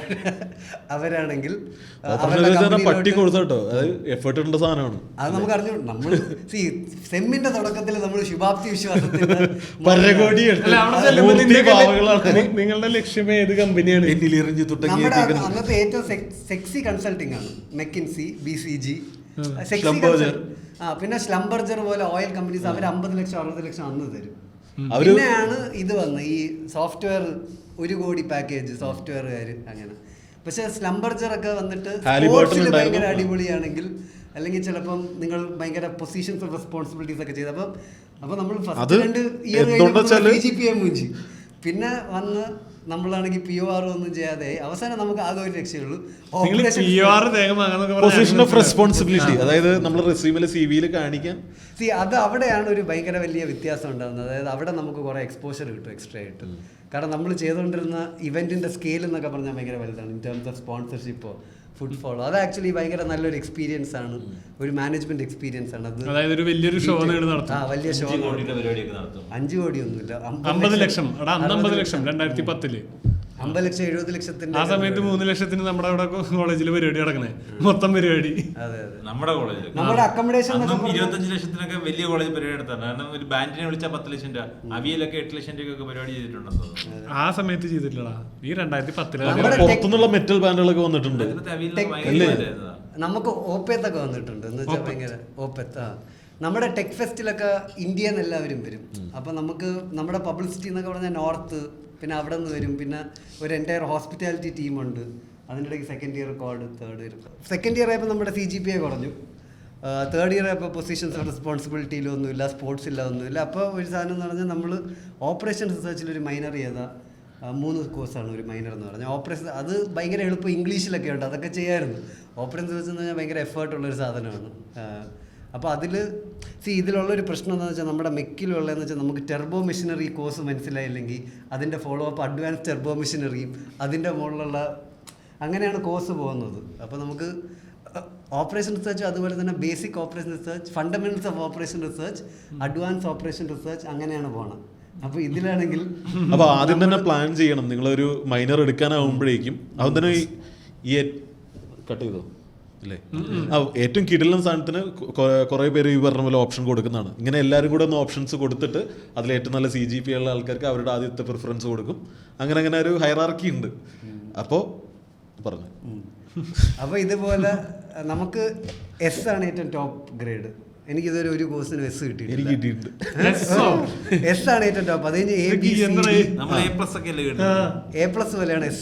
ഇപ്പത്തെ സിസ്റ്റം എനിക്ക് KTUന്റെ ഒക്കെ സിസ്റ്റം ഇത് തന്നെയാണെന്ന് തോന്നുന്നു. S A B C D E പിന്നെ U ആണ് ഫെയിൽ. U വരുമ്പോഴാണ് ഫെയിൽ. U കപ്പ് അറ്റൻഡൻസിൽ W. W. എന്റെ ചില ഗ്രേഡ് കാർഡൊക്കെ ഞാൻ ഇനി ഇത് കഴിഞ്ഞിട്ട് റിൻഷാദിന്റെ കഥകളിലോട്ട് വരാം. അത് ഞാൻ പറഞ്ഞോളാം. അപ്പോൾ നമ്മൾ ആദ്യത്തെ ഓപ്പറേഷൻ സെഷനിൽ E അടിച്ചെന്നാണ് ജസ്റ്റ് പാസ്. അത് കഴിഞ്ഞ് ഫണ്ടമെന്റൽസ് ഓഫ് ഓപ്പറേഷൻ റിസർച്ചിൽ പോയി. അങ്ങനെ പിന്നെ അവസാനത്തെ അഡ്വാൻസ് ഓപ്പറേഷൻ റിസർച്ചിൽ പോയി. അവിടെ നമ്മൾ ക്ലാസ്സിലൊന്നും പോകുന്നില്ല. അത് കഴിഞ്ഞ് അവസാനം നമ്മൾ പരീക്ഷയ്ക്ക് കോപ്പി അടിക്കാൻ ഉപയോഗിക്കുന്ന ഒരു ടെക്നിക്ക് എന്ന് പറഞ്ഞാൽ നമ്മൾ ബാത്റൂമിൽ കൊണ്ടുപോയി ബുക്ക് വയ്ക്കും, ടെക്സ്റ്റ് ബുക്ക് വയ്ക്കും. എന്നിട്ട് നമ്മൾ ക്വസ്റ്റ്യൻ പേപ്പർ നോക്കിയിട്ട് നമ്മൾ ക്വസ്റ്റ്യൻസ് മനസ്സിലാക്കിയിട്ട് നമ്മൾ ബാത്റൂമിൽ പോയി നോക്കും. പക്ഷെ ഇതെന്താണെന്ന് വെച്ചാൽ അഡ്വാൻസ് ഓപ്പറേഷൻ വെച്ചാൽ നമുക്ക് ക്വസ്റ്റ്യൻ പേപ്പർ മനസ്സിലാവുന്നില്ല. അതായത് ഏത് ചാപ്റ്ററിൽ നിന്നാണ് ഏതിലാണെന്നൊന്നും അറിഞ്ഞില്ല. അങ്ങനെ പിന്നെ നമ്മൾ ക്വസ്റ്റ്യൻ പേപ്പർ കണ്ടപ്പോൾ മനസ്സിലായി മൂഞ്ചിന്ന്. പിന്നെ കുറച്ച് കഴിഞ്ഞപ്പോൾ നമ്മുടെ അഡ്വാൻസ് ഓപ്പറേഷൻ റിസർച്ച് എടുക്കുന്ന പ്രൊഫസർ ബാത്റൂമിൽ പോയി ആ ടെക്സ്റ്റ് ബുക്ക് പൊക്കി. എന്നിട്ട് ഫൈനൽ ഇയർ ഇത് ഫൈനൽ എക്സാമാണ്.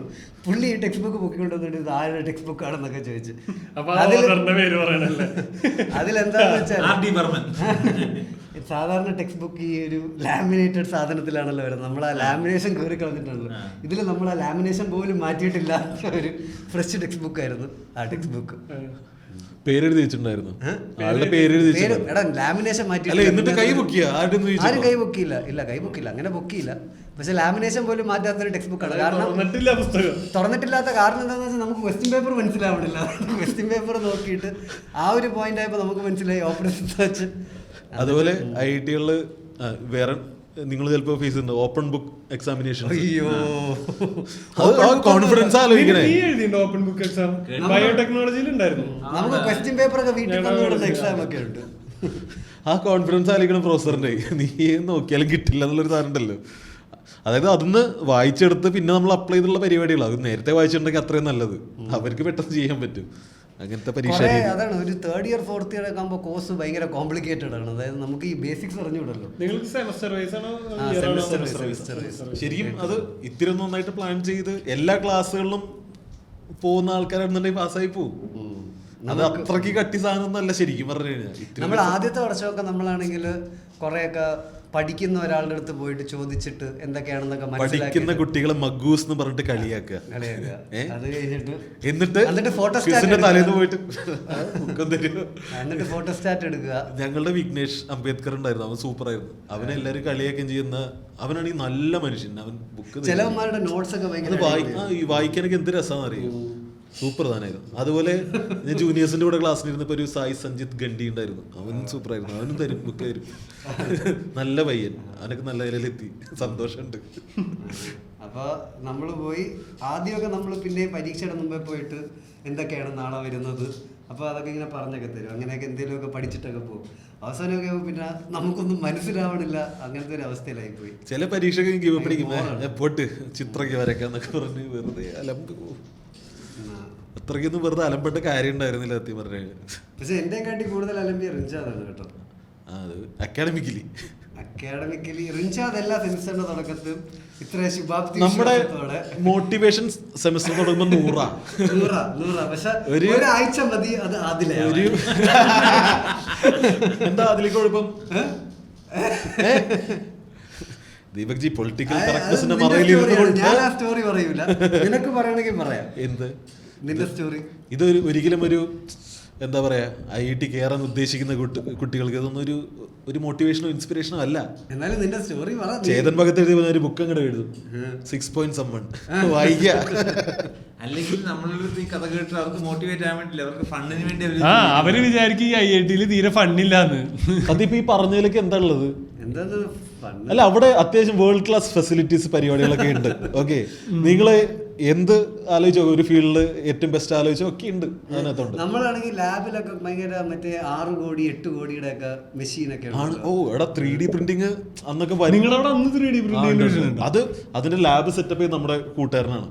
അവൻ ഇനീഷ്യേറ്റീവ് എടുത്തിട്ട് സിദ്ധാർത്ഥ് അവന് കൂടിയിട്ടാണ് ക്ലബ്ബ് അവന്റെ പ്രോജക്റ്റിന് വേണ്ടിയിട്ട് അങ്ങനെ. നമ്മുടെ അവിടെ അന്നേ AI ഒക്കെ ഭയങ്കര, നമ്മുടെ അവിടെ സെന്റർ ഫോർ ഇന്നോവേഷൻ ഈ പിള്ളേർക്ക് ഇങ്ങനെ എന്തെങ്കിലുമൊക്കെ ബിൽഡ് ചെയ്യാനൊക്കെ അങ്ങനെ നമ്മുടെ ജസ്റ്റ് സീനിയേഴ്സ് ആണ് ഈ മറ്റേ എയ്ത്തറിന്റെ ഫൗണ്ടേഴ്സ്.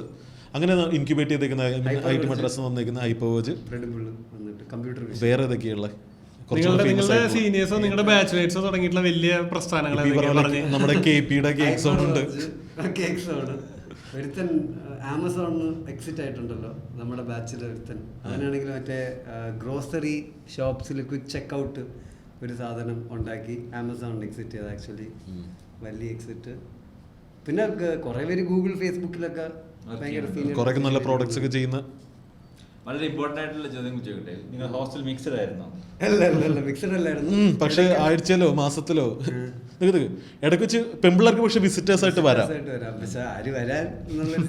അതുപോലെ ഗേൾസ് ഹോസ്റ്റലിന്റെ ഒരു ഹോസ്റ്റൽ നൈറ്റ് ഉണ്ട്, അന്ന് നമുക്ക് കയറാം. ഇതൊക്കെ എന്താണത്?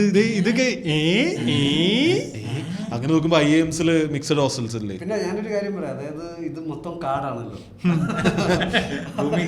കവിതകൾക്ക് ഒന്നില്ല അന്നൊക്കെയാണ് ഓയോ റൂംസ് ഒക്കെ വരുന്നേ അല്ലേ? അല്ല അങ്ങനെ കമിതാക്കൾക്കൊക്കെ നല്ല ഓപ്ഷൻസ് ഉണ്ടായിരുന്നു. കാടും മേടും പിന്നെ അത്യാവശ്യം വേണമെങ്കിൽ 2 മണിക്കൂർ അപ്പുറത്ത് പോണ്ടിച്ചേരി ഉണ്ട്, പോയി ചില്ല് ചെയ്തിട്ട് വരാം. വേറെ എന്തൊക്കെ ചോദ്യങ്ങൾ ഉണ്ടെങ്കിൽ പറഞ്ഞോളൂ. പിന്നെ പാസ് ഔട്ട് ആയോ ജോർജ്? Pass out. ഞാൻ കോൺവെക്കേഷൻ ആണെങ്കിൽ എന്റെ പേരൻസിനെ ഒന്നും വിളിച്ചില്ല, കാരണം എന്റെ പേരൻസ് ഉണ്ടായിരുന്നു. വളരെ കഷ്ടപ്പെട്ടിട്ട് കിട്ടിയാണ്. ഞാൻ കോൺവെക്കേഷന് വെള്ളം അടിച്ചിട്ടൊക്കെയാണ് പോയത്. എന്റെ കൂടെ ഒരു ഫ്രണ്ടും ഭാവിയിൽ റൂംമേറ്റ് ആയി നിങ്ങൾക്ക് അറിയാവുന്ന ഒരാളും. നമ്മളാണ് ഒരുമിച്ച് ഗ്രാജുവേറ്റ്. അലക്സ് നിങ്ങളുടെ സീനിയർ അല്ലേ? സീനിയർ ആയിരുന്നു. പക്ഷെ അലക്സ് 5 ഇയർ കോഴ്സ് ആയിരുന്നു. ഞാൻ 4 ഇയർ കോഴ്സ് ആയിരുന്നു. അപ്പൊ ആളെ ടെക്കും കൂടി കഴിഞ്ഞിട്ടാണ് ഇറങ്ങിയിട്ടുള്ളത്. നമ്മുടെ അവിടെ പ്ലേസ്മെന്റ്സിന് ഭയങ്കര ഇമ്പോർട്ടൻസ് ഉണ്ട്. അതായത് പ്ലേസ്മെന്റ്സ് ഇതേപോലെ നമ്മൾ ആദ്യം പോകുമ്പോൾ തന്നെ ഓരോവർ ചിന്തിക്കും അവിടെ കയറണം ഇവിടെ കയറണം. പിന്നെ പ്ലേസ്മെന്റ്സിന് വേണ്ടിയിട്ടാണ് ഈ ഓരോ കോറും പിന്നെ CGPA സാധനമൊക്കെ ആൾക്കാർ. നീ IIT പ്ലേസ്ഡ് ആയിരുന്നോ? ഞാൻ പ്ലേസ്ഡ്. ഏത് കമ്പനിയായിരുന്നു? ഞാൻ ബോഷ് എന്ന് പറഞ്ഞു. ബോഷിൽ ജോലിക്ക് പോയോ? ജോലിക്ക് 1 വർഷം ജോലിക്ക് പോയി. നീ പ്ലേസ്ഡ് ആയിരുന്നു? ഞാൻ നേരെ ബിസിനസ് ആയിരുന്നു. അതെ. IIT പ്ലേസ്ഡ് ആയിരുന്നു? ഇല്ലല്ല പ്ലേസ്ഡ് ആയില്ല. എന്തുകൊണ്ടാണ് പ്ലേസ്ഡ് ആവാൻ? നീ പോയില്ല? ഞാൻ ഒരു ദിവസം അങ്ങോട്ട് പോയി, ഞാൻ പിന്നെ പോയില്ല വഴിക്ക്. ഞാൻ പ്ലേസ്മെന്റ് പോലും പോയില്ല.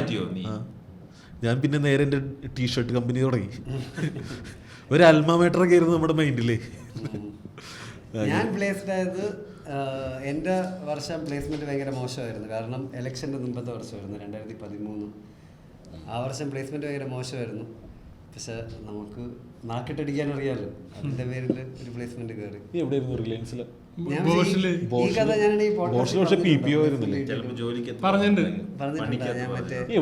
ബോഷില് നീ ബാംഗ്ലൂർ കിട്ടിയതൊക്കെ അല്ലേ? പ്ലേസ്മെന്റിനുള്ള സാധനം പറഞ്ഞിട്ടുണ്ടോ? നമുക്ക് 3rd ഇയറിൽ ഒരു ഇന്റേൺഷിപ്പ് ഉണ്ട്. ഓക്കെ, 3rd ഇയറിൽ ഇന്റേൺഷിപ്പിൽ എന്താന്ന് വെച്ചാൽ റിലയൻസ് പ്ലാന്റിൽ ഇന്റേൺഷിപ്പ് ഉണ്ട്. അവര് പ്രീ പ്ലേസ്മെന്റ് ഓഫറും തരും.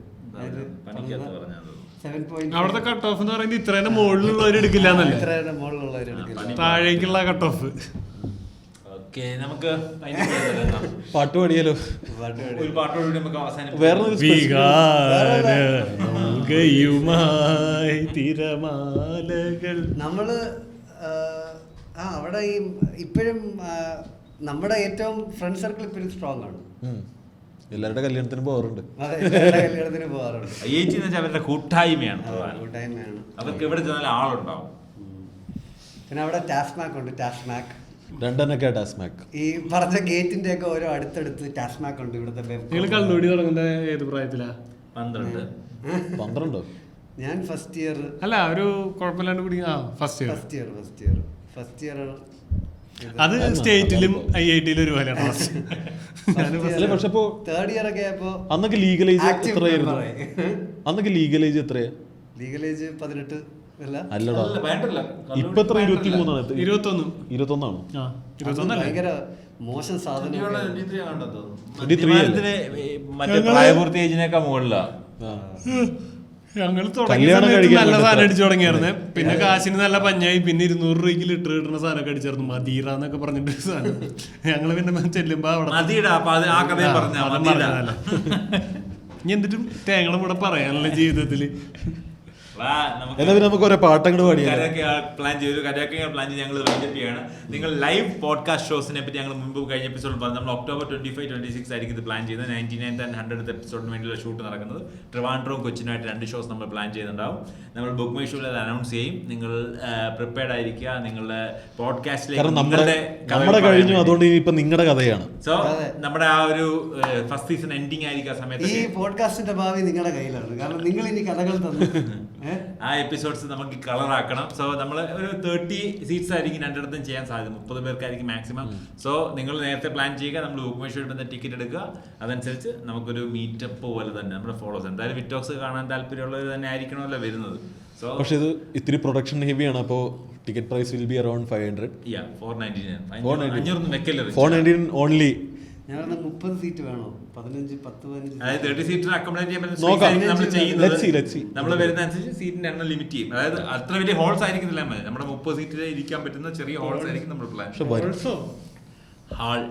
ഹാൾ നോക്കാം. So get ready for podcast live October ലാസ്റ്റിലത്തേക്ക് നിങ്ങളുടെ കലണ്ടേഴ്സ് റെഡിയാക്കി വെക്കുക. അതുപോലെ October 12 Koramangala ministry of comedy ബാംഗ്ലൂരിൽ വെച്ച് മഹാദേവന്റെ ക്രൗഡ് വർക്ക് ഷോ ഉണ്ട്. ഈ വീഡിയോ ഇറങ്ങുമ്പോഴേക്കും, അതായത് ഈ മഹാദേവന്റെ വീഡിയോ ഇറങ്ങുന്ന പ്രതീക്ഷിക്കുന്നു. കഴിഞ്ഞ വീഡിയോ ഇറങ്ങുമ്പോഴത്തേക്ക് നിങ്ങൾ അത് കണ്ടിട്ടുണ്ടാവും. ഏത് കഴിഞ്ഞ വീഡിയോ? ഞങ്ങൾ കഴിഞ്ഞ വീഡിയോയിലും പറഞ്ഞിട്ടുണ്ട്. അതിനപ്പോഴത്തേക്ക് നമ്മൾ നിങ്ങളുടെ ഇത് ഓഡിഷൻ വീഡിയോ അത് പറഞ്ഞ ഏത് ഓഡിഷൻ വീഡിയോ? അതിനിടെ കഴിഞ്ഞ കാര്യം പറഞ്ഞായിരുന്നു. കഴിഞ്ഞാല് പറഞ്ഞിട്ടുണ്ടായിരുന്നു. അപ്പൊ ഇപ്പോഴേക്കും ഊഹാവ് തുടങ്ങി മൂഞ്ചിട്ടുണ്ടെന്ന് ഹിറ്റടിച്ചതിന് ശേഷം ഇല്ല അത്ര ആയിട്ടില്ല. ഷൂട്ട് വരാൻ പോകുന്നേ ഉള്ളൂ. നിങ്ങൾ ഇത് കാണുമ്പോഴും നിങ്ങൾക്ക് ചാൻസ് ഉണ്ട്. നിങ്ങൾക്ക് അപ്ലൈ ചെയ്യണമെങ്കിൽ അപ്ലൈ ചെയ്യാം. ഒരു ഓഡീഷൻ കോൾസ് നിങ്ങൾ കണ്ടിട്ടുണ്ടാവും. ഇപ്പൊ തന്നെ നിങ്ങളത് അപ്ലൈ ചെയ്യാനുള്ളവരുണ്ടെങ്കിൽ, കണ്ടന്റ് ഉണ്ടെങ്കിൽ 2 minutes കണ്ടന്റ് അയക്കുക. കോൺടാക്ട് ചെയ്യുക. നമ്മൾ വിറ്റ്ഗ്രാമിലോ അല്ലെങ്കിൽ ജോണിനെ മഹാദേവനെ ഡയറക്റ്റ് അയക്കുക. വിറ്റ്ഗ്രാമും ഇതായിട്ട് കണക്ട് ചെയ്യുന്നുണ്ടോ? ഇല്ല, റിൻഷാദ് കണക്ട് ചെയ്തു. റിൻഷാദിന് എന്നെ അതിനെ വിളിക്കണ്ടായിരുന്നു. ഊഹാവിന്റെ കാര്യത്തിൽ എന്നെ വിളിക്കില്ല. റിൻഷാദിനകത്തൊക്കെ ചില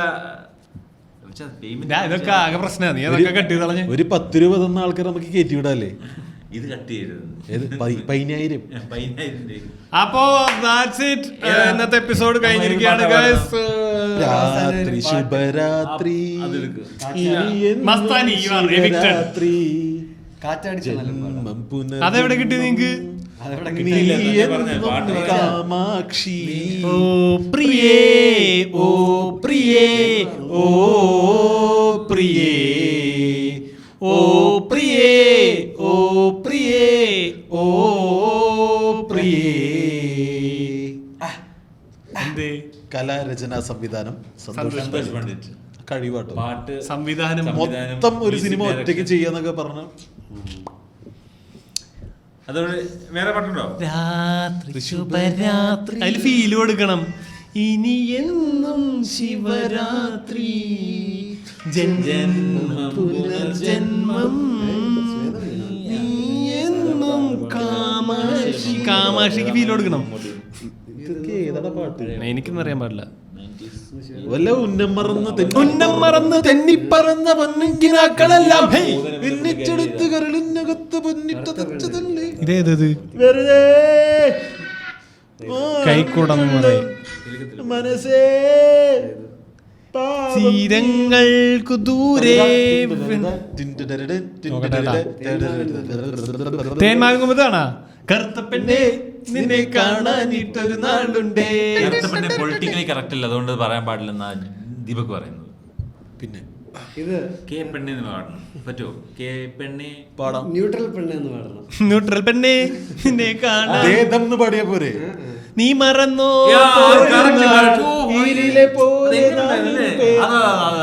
ഞാനതാ തുടർന്നിട്ട് പുറകോട്ട് പോകും.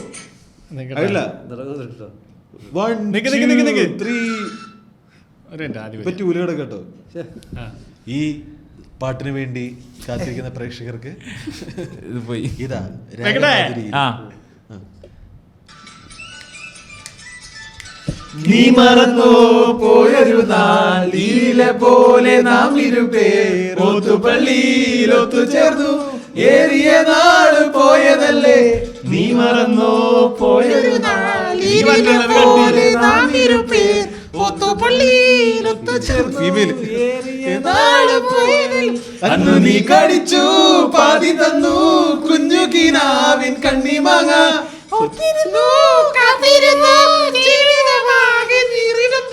നീ പച്ചത്തുരുത്തായി സ്വപ്നത്തുരുമ്പായി കൽവിയിലിരുന്നു കിളിചുണ്ടൻ മമഴമേ കിളികൊത്താതെ പഴമേ തളിർചുണ്ടിൽ മുത്തായി ചിപ്പിയിലെന്നെ കാത്തുവച്ചു. എനിക്ക് ഇഷ്ടായില്ല. ഈ വേറെ പാട്ട് പാടണം. എന്നാ ഒരു പാട്ടോട് ജോൺ ജോയുടെ തൃപ്തിക്ക് വേണ്ടി ഒരു പാട്ടോട് സെലക്ട് ചെയ്തു. ജോൺ സോനാരേ സോനാരേ ഇത് കറ് ഇത് കറുകറുത്തൊരു പെണ്ണാണ് അതിന്റെ താഴെ 3 താഴെ. ഭയങ്കര ന്യൂട്രൽ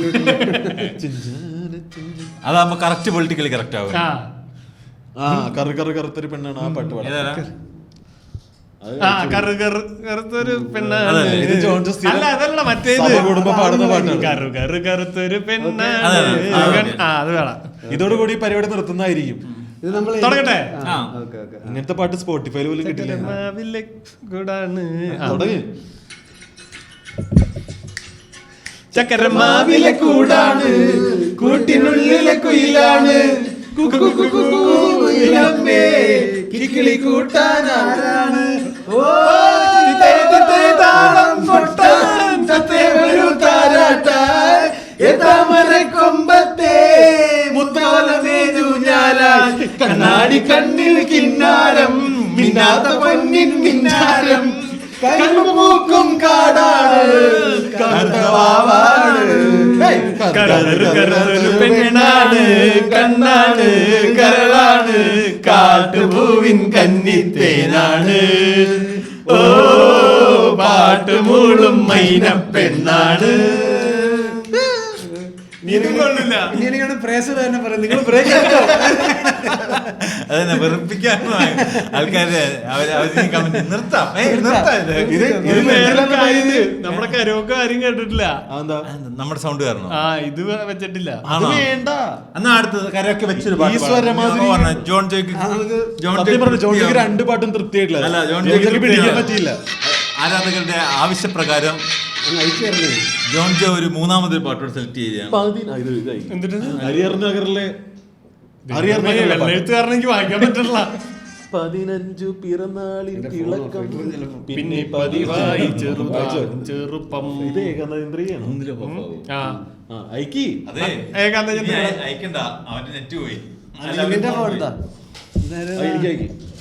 15 ഇതൊക്കെ കണ്ടുകൊണ്ടിരിക്കുന്ന ആൾക്കാരുടെ അവസ്ഥ സത്യം ഇവരെ പറഞ്ഞാൽ കണ്ടിട്ട് നിങ്ങൾക്ക് വേറെ പണിയൊന്നും ഇല്ലേ? ഇവർക്ക് നിർത്തരുത് എന്ന് പറയാനുള്ള എന്ത് സാധനം എനിക്ക് മനസ്സിലായി. ആൾക്കാരത് എങ്ങനെയാ നമ്മളെ സഹിക്കുന്നതെന്ന് ആലോചിക്കുന്നത്. ആൾക്കാർ നമ്മളെ എങ്ങനെ സഹിക്കുന്നതെന്ന് ആലോചിക്കുന്നത്. ഈ വെറുപ്പിച്ച് അവസാനം ആൾക്കാരെ കൊണ്ട് പറയിപ്പിങ്ങളെ നിങ്ങൾ ബ്രേക്ക് എടുത്തോ അല്ലേ? 15 ഞാൻ ഫിൽറ്റർ വെച്ചിട്ടാ ഇതിങ്ങനെ പാടാമാണ്. ഇതിന്റെ സൗണ്ട് സൗണ്ട് ഉണ്ടാവും, കുഴപ്പമില്ല. നന്നാ ജോൺജോ. ഓക്കെ 3 2 1. ഞാനിത് മ്യൂട്ട് ആക്കട്ടെ. അത് മ്യൂട്ടാക്കാൻ പറ്റും. അപ്പൊ ഇതിന്റെ സൗണ്ട് കൂട്ടിയേക്കിട്ടെ. നീ എന്താ കാണിക്കുന്നത്? സൗണ്ട് കൂട്ടിയിട്ടൊക്കെ അത് ഇവിടെ വെക്കണ്ടേ നല്ല നല്ല കുക്കി കയറ്റി വെച്ചേക്കുന്നത്. Okay go.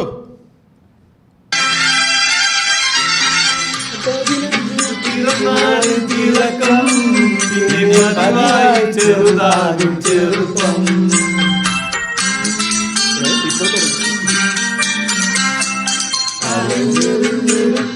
മനസ്സേ നിന്റെ വിളിക്കുള്ളിൽ നിനക്കെന്തോ ഇളക്കം അഴകീരാനുഗമായ ഭാവം അതിലാരുമറിയുന്നൊരിന്ദ്രജാലം അഴകിലുരാനുഗമായ ഭാവം അതിലാരുമറിയുന്നൊരിന്ദ്രജാലം ചേലത്തരാവാടയണിഞ്ഞ് കുളിരിനോ കൂട്ടിനോ എന്റെ കരളിലെ പാട്ടിനോ കൂട്ടിനോ കൂട്ടിനോ എന്റെ കരളിലെ പാട്ടിനോ ഏകാന്ത ചന്ദ്രികേ തേടുന്നതെന്തിനോ കുളിരിനോ കൂട്ടിനോ എന്റെ കരളിലെ പാട്ടിനോ. കഴിഞ്ഞു. Bye bye.